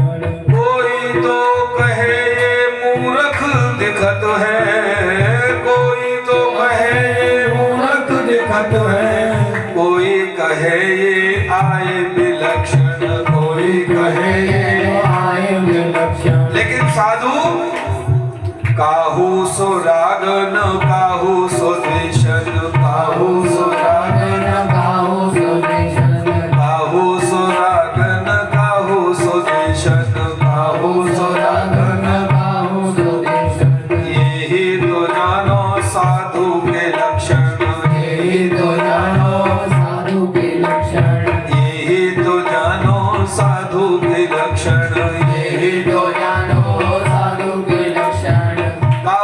राग नहीं, काऊ सो द्वेष नहीं। यही साधु के लक्षण जानना चाहिए। कैसा कैसा जाने और अपने आप को कैसा बना ले। तो एक साधु थे स्वामी राम स्वरूप जी। देवरारे गांव में हम पढ़ते थे, खुर्जा में देवरारे गांव में उनके पास जाते थे मिलने के लिए साइकिल से कभी कभी। वो बड़ी जोरदार बात कहते थे, बहुत बुजुर्ग थे, उस समय भी 90 साल के थे। अली पतंग गज मीन मृग, ये साधु बनाने के लिए उनको दीक्षा शिक्षा दे रहे हैं। अली पतंग गज मीन मृग, एक एक वश कीन, ये या में पांचों बसे, के ही विदिन करे जी। अली माने भौरा। पुराने जमाने में छत में लकड़ी की सोठ, लकड़ी के बारसूब लगते थे, उसमें भौरा घुस के छेद पार कर देता था। वही भौरा जो लकड़ी को छेद कर दे, वही भौरा आज कमल के पुष्प में पराग लेने के लिए गया। कमल का फूल जानते हो, ऐसे पकड़ लो तो खत्म हो जाए, इतना कोमल होता है। शाम हो गई थी, पराग लेते लेते रात में भौरा कमल का फूल बंद हो गया। सोच रहा था, ये बात हमने बंसी भैया से सुनी थी। भौरा सोच रहा था क्या, बोले रात्रिर्गमेष्यति भविष्यति सुप्रभातम, रात्रिर्गमेष्यति भविष्यति सुप्रभातम, भास्वानुदेश्यति हसिष्यति पंकजश्री,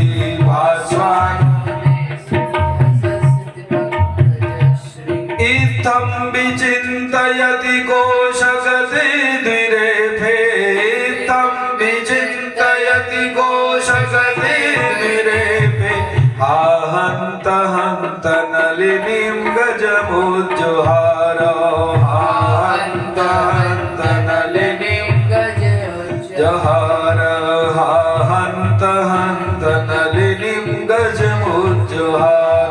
एक भिखारी सोच रहा था, भीख मांग के लाया हूं, बेच दूंगा, 5 रुपए में बिकेगा। वो 5 रुपए की बकरी खरीद लूंगा, 15 हो जाएंगी। 15 बकरी अगले 6 महीने बाद 50 हो जाएंगे, 50 से 500 हो जाएंगी। मैं बड़ा आदमी बन जाऊंगा, शादी करूंगा, 4-5 बच्चे पैदा होंगे। घरवाली बच्चों को पालन पोषण ठीक से नहीं करेगी। अगर एक आध बच्चा रोएगा, अगर एक आध बच्चा रोएगा तो उसे धू धू करके जोर जोर से कुटाई कर दूंगा। जब ऐसे हाथ पैर चलाए तो जो भीख में मांग करके लाया था आटा, वो मटकिया, पहले जमाने में मटकी में मांगते थे, मटकी में चुटकी मांगते थे, चुटकी। मलेरिया वाला बाबा बिरताने में रहता था, तो वो मटकिया में ऐसे हाथ पैर लगे, खुंटी पे टकराओ, खाट के ऊपर से फूट गई। अब तो न तो सवेरा हुआ, न 5 रुपए में बिका, न बकरी लाया, न ऊंट लाया, न करोड़पति हुआ, न फैक्ट्री वाला हुआ, न शादी हुई, न बच्चे आए। वो चून पूरा ऊपर आके गिर गया, रोने लगा। मोहल्ले वाले बोले क्यों रो रहा है? बोले वो फैक्ट्री का क्या होगा, बकरी हुआ क्या होगा, मेरे को उसका कारोबार। लोग बोले पगला गया। प्यार से बोलो, दुर्योधन भी पगला गया था मौत सामने देख करके। वो बाबा भी पगला गया मौत सामने देख करके। कभी बीपी हाई होता है, कभी नीचे होता है, लो होता है। सामने देख करके पगला गया, न सवेरा हुआ। भंवरा बंद था कमल के फूल में। रात्रि गमिष्यति भविष्यति सुप्रभातम, सवेरा होगा, सूर्य नारायण निकलेंगे, उजाला होगा, कमल खिलेगा। मैं पराग तो ले लिया, और भी लूंगा, बड़ा बड़ा भंवरा बन जाऊंगा। सवेरा नहीं हुआ। हजारों हाथी का झुंड आया, मदमस्त हाथी हथखेलियों से अटखेलियां करते हुए उस सरोवर में घुसे, और सरोवर में न कमल रहा, न कमल का फूल रहा, और कमल में बैठा हुआ धूल में मिल गया भौरा। रात्रि गमिष्यति भविष्यति सुप्रभातम। इसलिए साधु को काल करे सो आज कर। साधु माने सज्जन के हैं, एक कपड़े का कोई फर्क नहीं पड़ता। क्यों जी? राधे राधे बोलो। बड़े बड़े बाल रखा ले, ये मेरे पास दो तीन कुर्ते हैं, किसी ने दे दिए थे 4-4, 5-5 हजार के, वो पहन लें, 5-7 हजार की धोती पहन लें, और इसमें से 5 के सुनाए। इसके बाद राम जी गए, सीता जी आया, फिर हनुमान जी, नहीं हनुमान जी नहीं, सुग्रीव जी सुनोगे आप कथा है? नहीं सुग्रीव जी नहीं, बाली जी आया। सत्य बताओ, सुनोगे? बवंडर में पढ़ने की आवश्यकता नहीं, टैलेंट की आवश्यकता है। बालों से भीख मिल सकती है, सम्मान श्रद्धा नहीं मिल सकती।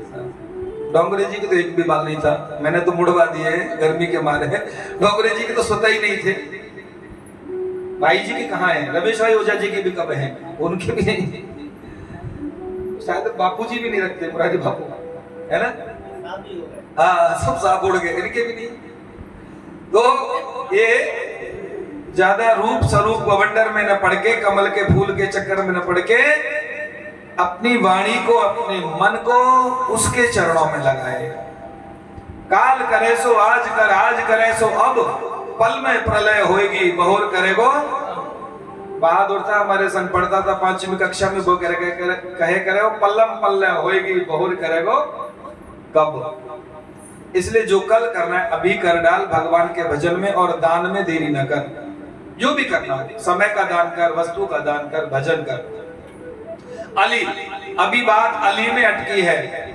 अली माने भौरा, पतंग क्षमा जलती है महफिल में, परवाने आई जाते हैं। वो बाबा कह रहे थे ऐसा, उनसे सुना था मैंने, मुझे ठीक से नहीं पता। पतंगा दीपक के पास आके उमड़ाता है और जल के भस्म हो जाता है। अभी बारिश होगी, देखना बल्बों के पास सैकड़ों सैकड़ों पतंग आ जाते हैं और मर जाते हैं, और छिपकली खा जाती है। अली पतंग गज, हाथी पकड़ने वाले क्या करते, बड़ा गड्ढा खोदेंगे, गन्ने की वो और बांस के वो लगा के ऊपर खोई और पताई डाल देते। आप तो गांव के सब जानते हो, खोई और पताई डाल देंगे, उसमें लकड़ी की हथनी खड़ी कर देंगे, काली काली पोत के। हाथी सोचेंगे कोई हथनी खड़ी है, दौड़ के जाएंगे और गड्ढे में गिर जाएंगे। ब्याज, टका ब्याज बाबा जी सीधे ब्याज और स्त्री संग बाबा के लिए, साधु के लिए, वैरागी के लिए, सबको छोड़ो, भजन करने वाले के लिए खराब बात है। भजन करने वाले के लिए अपना साधु महात्मा से कोई लेना देना नहीं, अपना सत्संग से मतलब है। कोई बुरा मान जाए तो क्या मतलब है, अपना तो प्रणाम करते हैं, वृंदावन में रहना है आज के बाद भी। अली पतंग गज मीन मृग, मीन कहते हैं मछली। स्वाद तो बहुत है, एक और दे दो। पराठा बड़ा स्वाद है, पर डॉक्टर ने मना किया है, चिकना नहीं खाना है, मिर्च नहीं खाना है, आलू नहीं खाना है। आलू से शुगर हो जाएगा, मिर्च से ब्लड प्रेशर हो जाएगा, और चिकने से क्या हो जाएगा, कुछ हो जाएगा, हार्ट अटैक हो जाएगा। खाना नहीं है, डॉक्टर ने मना किया है, पर वो स्वाद बहुत है, एक तो दे ही दो। डॉक्टर थोड़ी यहाँ देख रहा है। मछली को चुग्गा डालता है, कांटे में फंस जाती है और जान गंवा देती है। अली पतंग गज मीन मृग, मृग कानों का बड़ा प्रिय होता है। एक आदमी मेरे पास आया परसों, मैंने कहा क्या क्या भोजन में बचे? कुछ नहीं, कुछ है ही नहीं। मैं क्या बोला, अम्मा सब कुछ बिना बनाए चली गई, छोड़ के चली गई, कुछ नहीं बनाया। मैं, अम्मा जिम्मेदार है, ऐसा नहीं हो सकता कि कुछ नहीं बनाया होगा उन्होंने। बोला है ही नहीं, हमने तो खाया नहीं, हमने तो देखा नहीं। अगर मैं इस बात को सुन के अम्मा को फोन करता, लड़ाई हो जाती कि नहीं? मैंने उनको कहा तुम बैठ जाओ यहाँ। भोजनालय में गया तो 22 पराठे रखे थे, बंशी भैया ईमानदारी से 22, इतने बड़े बड़े। मैं, वो जिम्मेदार है, वो गलती नहीं कर सकते। उसने देखे ही नहीं, कह रहा हम भूखे हैं सवेरे से, हमने नहीं खाई। तो जो कानों का कच्चा होता है वो भजन भगवान का नहीं कर सकता, वो राजपाट भी नहीं कर सकता। इसलिए कानों के कच्चे व्यक्ति को दूर रहना चाहिए और कानों की बुराई नहीं सुनना चाहिए। भागवत में लिखा हुआ है, ये भजन करने वालों के नियम है। पर स्वभाव कर्माणि प्रशंसयेत न करे, पराये स्वभाव और कर्म की न प्रशंसा करे न निंदा करे। जो काऊ की सुने बड़ाई, श्वास लेत जन जूड़ी आई। प्यार से बोलो हट जाओ, सो जाने दो। 3 दिन से नहीं सोए, जयपुर की यात्रा करके आए, गिरिराज जी की परिक्रमा करके आए हैं, लड़की की शादी थी, हट जाओ, सो जाने दो। अरे बोले सुनो तो सही, क्या? बोले अपने बगल में थे ना चौधरी साहब, उनकी छोटी वाली नातनी भाग गई लेकर के। हाँ हाँ बताओ बताओ बताओ। अब तुमको तो नींद आ रही थी, तुमको तो नहीं, तुम बताओ बताओ बताओ, बाद में सो लेंगे, तुम तो खास हो हमारे, बताओ। समझ में आई बात? ये मैंने नहीं कहा, रामचरितमानस में लिखा है। जो किसी की बुराई सुनेगा तो नींद ऐसी भाग जाएगी, पूछो मत। तोतला भी पड़ोसी की, मित्र की या अपने परिवार की या किसी की बुराई करने में चूकता नहीं है। तोतला, एक आदमी तोतला है, नाम नहीं बताऊंगा, कुछ लोग जानते हैं। तोतला मैंने बोलता नहीं है, वो पूरे मोहल्ले की बुराई करता है, पूरे मोहल्ले में लड़ाई कराता फिरता है। महिला है, पूरे मोहल्ले में लड़ाई कराती है बेचारी। तो कहने का मतलब यह है, भजन करने वालों को 5 जो राग द्वेष हैं, काम क्रोध लोभ मोह अहंकार, इनसे बच के रहना चाहिए। अली पतंग गज मीन मृग, ये बाबा ने हमको लिखवाए थे, हम जब बच्चे थे। मैं जब 10-12 साल का था, प्रथमा में पढ़ता, पूर्व मध्यमा में पढ़ता था, प्रथम वर्ष। अली पतंग गज मीन मृग, एक एक बस के जे जामे पांचों बसे, तेह के ही विद निकरे जीव। इसमें बैठे हुए एक एक ही पछाड़ने के लिए पर्याप्त है, यहाँ तो 5-5 दुश्मन हैं। चलती चाकी देख के गयो कबीरा रोए, 2 पाटन के बीच में साबुत बचो न कोई। लेकिन उसके बेटा बेटी थे कमाल कमाली। चलती चाकी देख के हंसो कमाल ठिठाए, कील सहारे जो रहे बाल न बांका। सत्संग के सहारे, माता पिता गुरु गोविंद के सहारे जो रहेगा, उसका संसार में कोई कुछ भी बिगाड़ नहीं सकता। अब भागवत की बात कर लेते हैं, श्लोक की 2 मिनट में।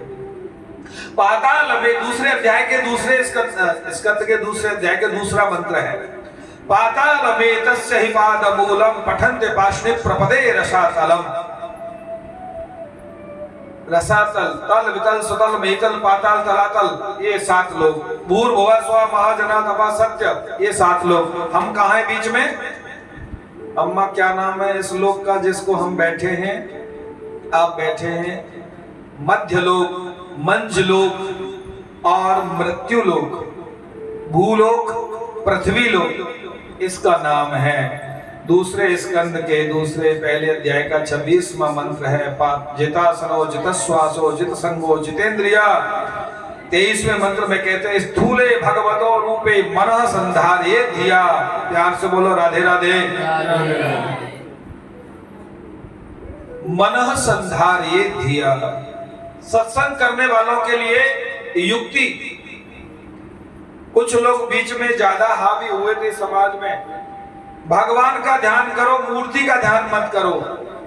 समाज में बड़े बड़े चुक्कड़ रहते हैं।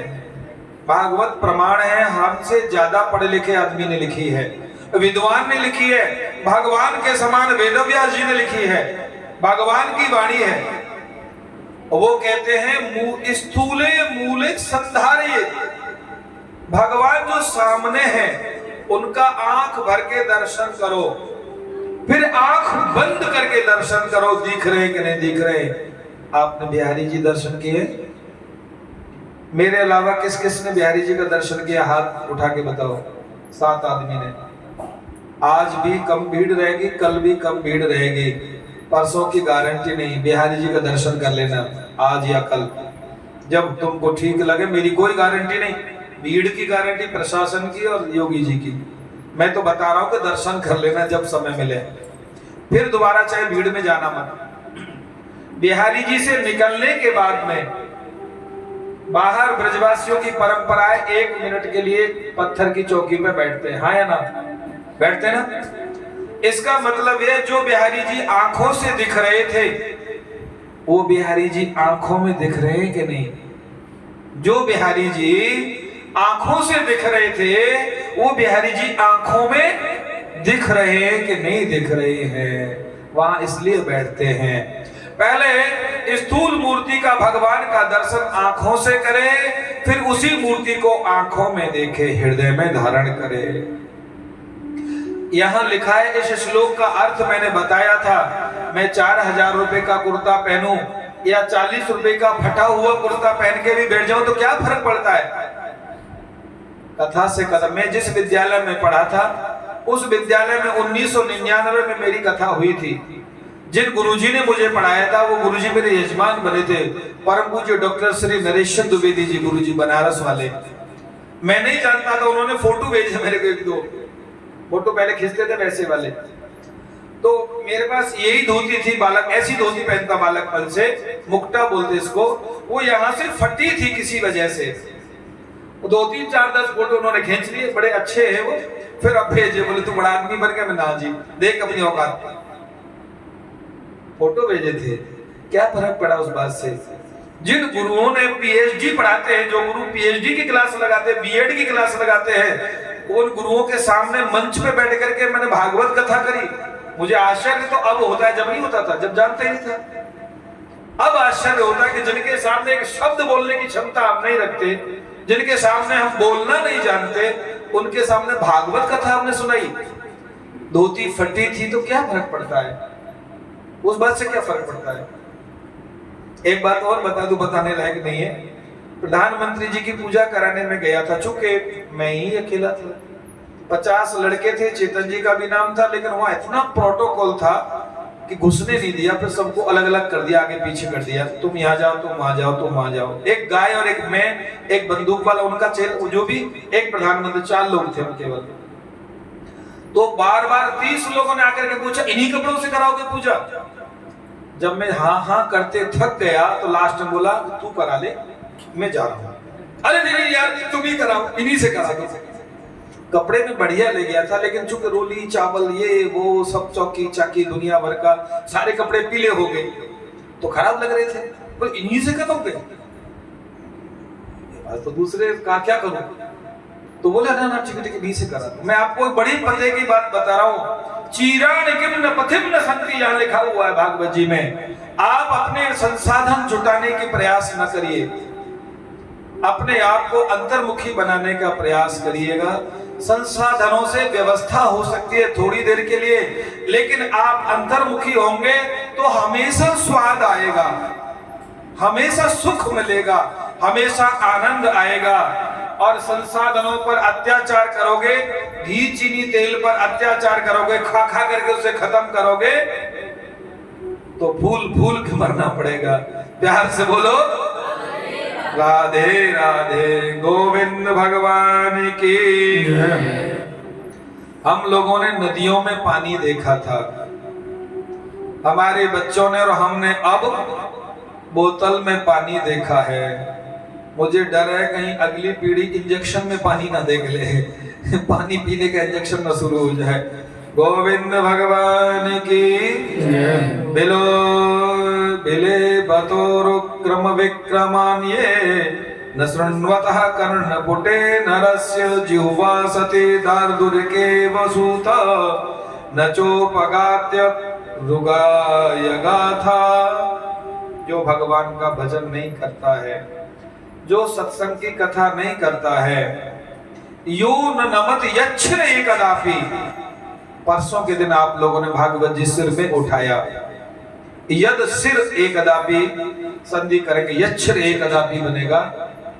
तो जो अपने जीवन में एक बार भी भागवत जी को सिर में उठा करके परिक्रमा लगा करके स्थापित नहीं किया, उसका सिर ऐसे समझो जैसे केला की जो मादा वैसा केला होता है, बांझ केला उसकी मुंडी के समान है। जो पेड़ काट लेते ठूठ रह जाता है, उस ठूठ के समान है, किसी का मतलब का नहीं होता, वो बेकार है। इसलिए हमें हमेशा एक बार अपने जीवन में भागवत जी की कथा सिर में रख करके सम्मान पूर्वक स्थापित करके सुनना चाहिए। किसी ने कहा जी वो तो लाखों रुपए में होती है। हमारे मित्र एक आध के सामने हमारे मुंह से निकल गई थी, बोले क्या खर्चा कर रहे हैं यजमान में, और बोले 1,000 रुपए कथा हो जाएगी। मैंने की कथा तो हमारे गुरुजी बता रहे थे, अगर आपको बता दी तो आप सब कर लोगे अपने अपने घर में। हमारी एक पुत्रवत शिष्या है, उसने 7-8 पुराणों को कर लिया। यही हमने 2-3 कथा पहले बताई थी, उसने सुन ली होगी मोबाइल पे। आप अपने जीवन में अगर भागवत कथा में 1-2 लाख रुपए खर्च करके कथा नहीं सुनाना चाहते हैं, नहीं सुन पाते हैं, आपकी सामर्थ्य नहीं है, तो आप मंदिर में जाओ, भगवान के सामने, ठाकुर जी के सामने भागवत जी की पोथी रख दो, पूजन करो, पंडित जी से प्रणाम करो, सब कुछ करो। नई पोथी लेकर के मंदिर के सामने रख करके और उस पोथी को माथे पर रख करके अपने परिवार, बेटा बेटी, बहू सबके साथ घर ले आओ। अपने घर में छोटा सा मंदिर बनाओ, भागवत जी स्थापित कर दो। अभी तो कुछ खर्चा नहीं हुआ, 100-200 रुपए की भागवत जी, 100-200 रुपए पंडित जी की फल फल पान दक्षिणा। घर में ला करके एक छोटा सा दीपक जलाओ और भागवत जी का पाठ प्रारंभ कर दो। आपको नहीं आता है तो आपने नाती बेटा पढ़ाए, उन्हें पढ़ा दो। आपकी बहुएं पढ़ी लिखी हैं, उनमें से किसी को बोलो 2 घंटे शाम को 3 बजे से 6 बजे के बीच में भागवत कथा रोज सुनो। ये मैंने एक बहुत पहुंचे हुए सिद्ध संत से सुना था। भागवत कथा सिर में रखी, आपने सुनी नहीं सुनी, लेकिन आपने सुनाई और सिर में लेकर के घर में स्थापित की, वो कथा आपने पूरी सुनी। आद्योपांत भागवत कथा शुरू के पेज से लेकर जन्माद्यस्य से और नाम संकीर्तनम यस्य आखिर का मंत्र है, यहां तक कथा सुनी। लाखों रुपए उनके ऊपर खर्च करने से बढ़िया है जिन्होंने 6 महीने कमरे में बैठ करके पढ़ी है। उनसे 100 गुना क्या 1000 गुना आपको पुण्य ज्यादा मिलेगा। खर्च भी कुछ हुआ नहीं, घर में पवित्रता आ गई और घर के संस्कार सुधर गए। 7 दिन की बजाय 7 महीने में सुनो और भागवत कथा को अपने घर में सुनो। आपकी श्रद्धा और सामर्थ्य हो तो भागवत जी को घर में रखो, रोज आरती उतारो, 1 अध्याय का नियम लो, रोज करो। सामर्थ्य नहीं हो तो कहीं किसी जरूरतमंद को, पंडित को, मंदिर में, देवालय में किसी भगत को दान करो। आप बताइए सहज तरीका है कि नहीं? बाद में 12-11 कन्याओं को, साधुओं को, ब्राह्मणों को, ब्रजवासियों को, किसी को भी भोजन कराने का विधान है, करा दो और उद्यापन हो गया। आप बताइए सस्ता व्यवस्था है कि नहीं? 5 लाख 10 लाख नहीं लगे, आपका फ्री में ही, सहज में ही भागवत सत्संग सुनने की।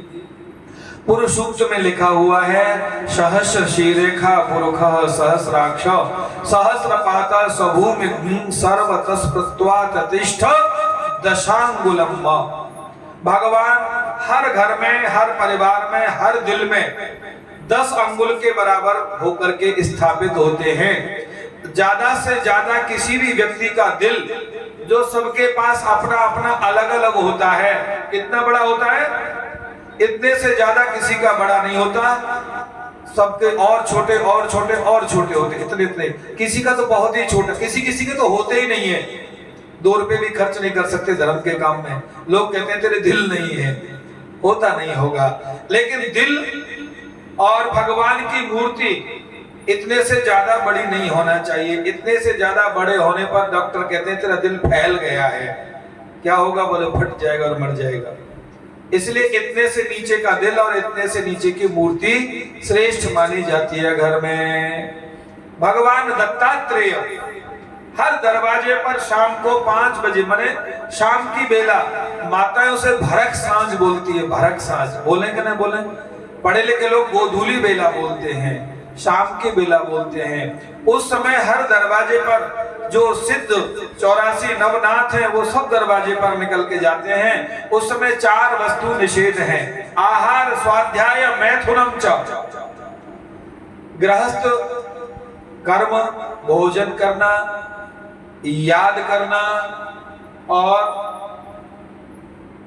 सोना, ये निषेध है। उस समय भगवत भजन करना चाहिए, भ्रमण करना चाहिए, ईश्वर का नाम जाप और घर में आरती करके दीपक जलाना चाहिए, कथा की पूर्णाहुति करना चाहिए। उस समय उस दिन की 12 भगवान कृष्णावतार, नील वाराह, श्वेत वाराह का वर्णन किया।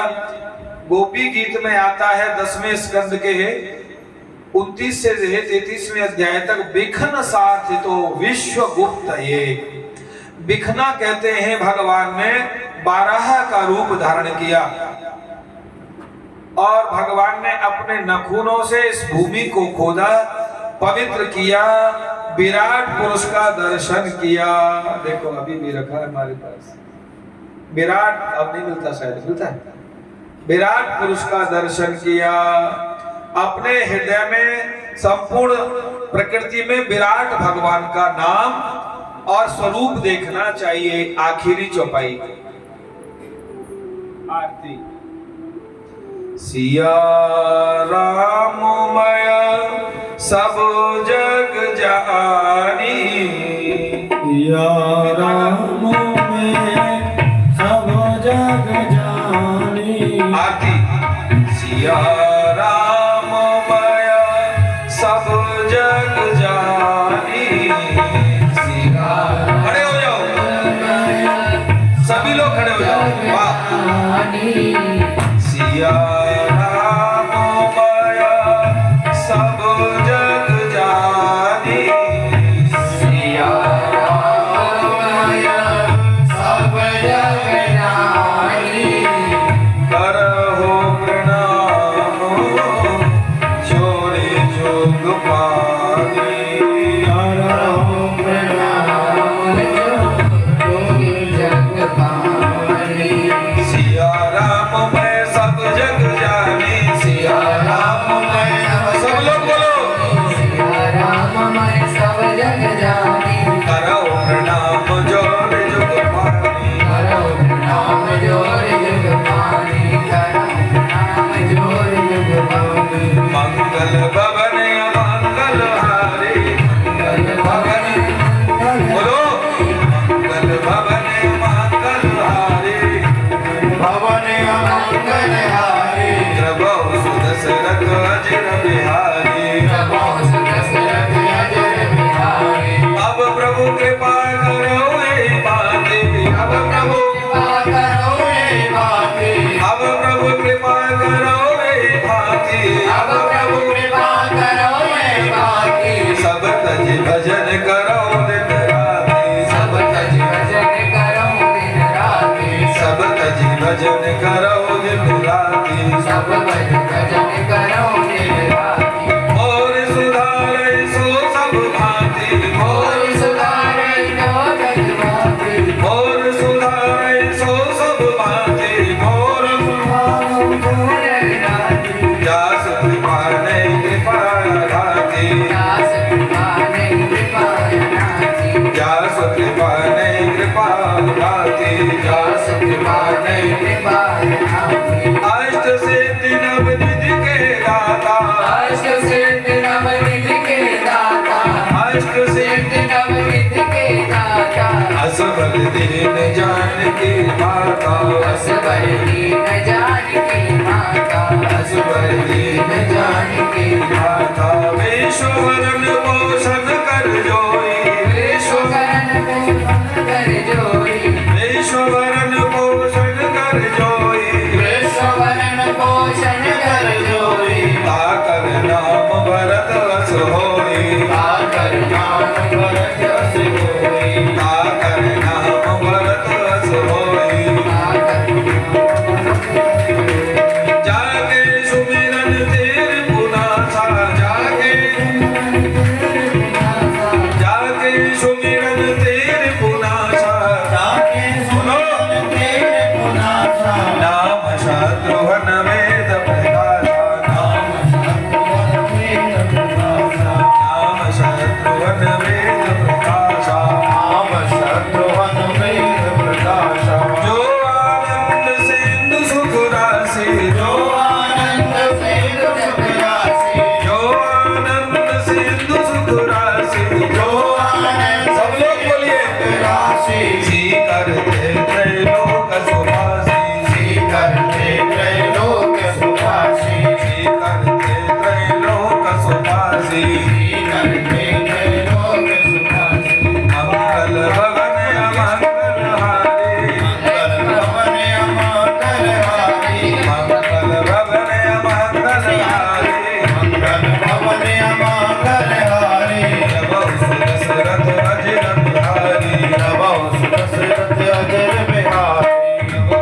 सुदशरथ अजर बिहारी सुदशरथ अजर बिहारी लक्षण नाम सुराम प्रिय सकल जगत आधार गुरु वशिष्ठ तेरा खा लक्ष्मण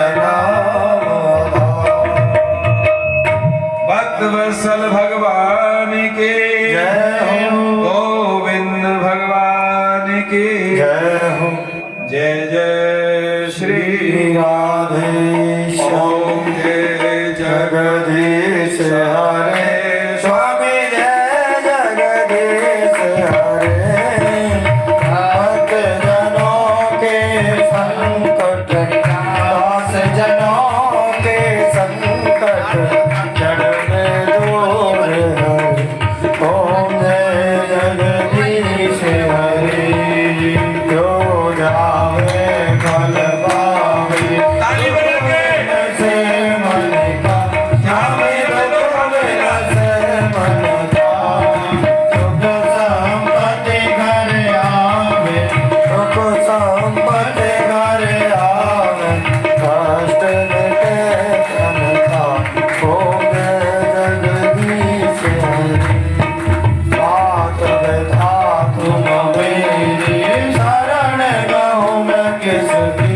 स्वामी शरण गाऊं मैं किसकी तुम मैंने और न दूजा प्रभु मैंने और न दूजा आस करूं मैं किसकी ओम जय जगदीश हरे तुम पूरन बलवान तुम अंतरयामी ओ स्वामी तुम अंतरयामी पार ब्रह्म परमेश्वर जगत पिता परमेश्वर तुम सबके स्वामी ओम जय जगदीश हरे तुम करुणा के सागर तुम पालन करता स्वामी तुम रक्षा करता मैं मूरख खल पानी मैं सेवक तुम स्वामी कृपा करो हरता ओम जय जगदीश हरे तुम हो एक अगोचर सबके प्राणपति स्वामी सबके प्राणपति किस वेद मिलाऊं गया मैं किस वेद मिलाऊं गया मैं तुमको मैं कुमति ओम जय जगदीश हरे दीन बंधन हरता तुम ठाकुर मेरे हो स्वामी तुम रक्षक मेरे अपने हाथ उठाओ अपने शरण लगाओ भार पड़ा देवे ओम जय जगदीश हरे विषय विकार मिटाओ पाप हरो देवा ओ स्वामी पाप हरो देवा श्रद्धा भक्ति बढ़ाओ श्रद्धा प्रेम बढ़ाओ संतन हरि सेवा ओम जय जगदीश हरे जय जगदीश हरे स्वामी जय जय दीनानाथ हरे भक्त जनों के संकट दास जनों के संकट क्षण में दूर करे ओम जय जगदीश हरे गुरु गौरव गणाधार सुंदरकारं भुजगेन्द्रहारं ओम भवानी चैतन्य नमामि त्वमेव माता जगदा त्वमेव त्वमेव गङ्गा च सखा त्वमेव त्वमेव विद्या प्रणं त्वमेव त्वमेव सर्वं मम देव देव हरे कृष्ण कृष्ण कृष्ण हरे हरे राम राम राम हरे कृष्ण हरे कृष्ण हरे राम राम राम हरे कृष्ण हरे कृष्ण हरे राम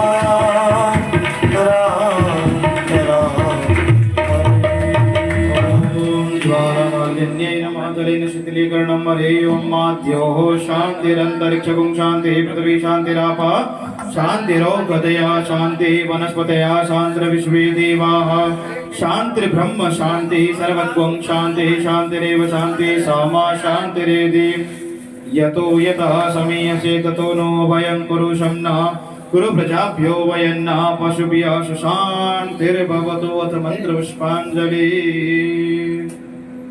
हरि ओम जसने नमयजन्त देवास्तानि धर्माणि प्रथमान्य सन्नाथे हनाकं महिमानः सचन्त यत्र पूर्वे साध्याः सन्ति देवाः हरि ओम एकदन्ताय विद्महे वक्रतुण्डाय धीमहि तन्नो दन्ति प्रचोदयात् हरि ओम तत्पुरुषाय विद्महे महादेवाय धीमहि तन्नो श्रीरुद्र प्रचोदयात् हरि ओम नन्दनन्दनाय विद्महे यशोदानन्दनाय धीमहि तन्नो श्रीकृष्ण प्रचोदयात् हरि ओम हंस हंसाय विद्महे परमहंसाय धीमहि तन्नो श्री शुकः प्रचोदयात् हरि ओम गोपालाय विद्महे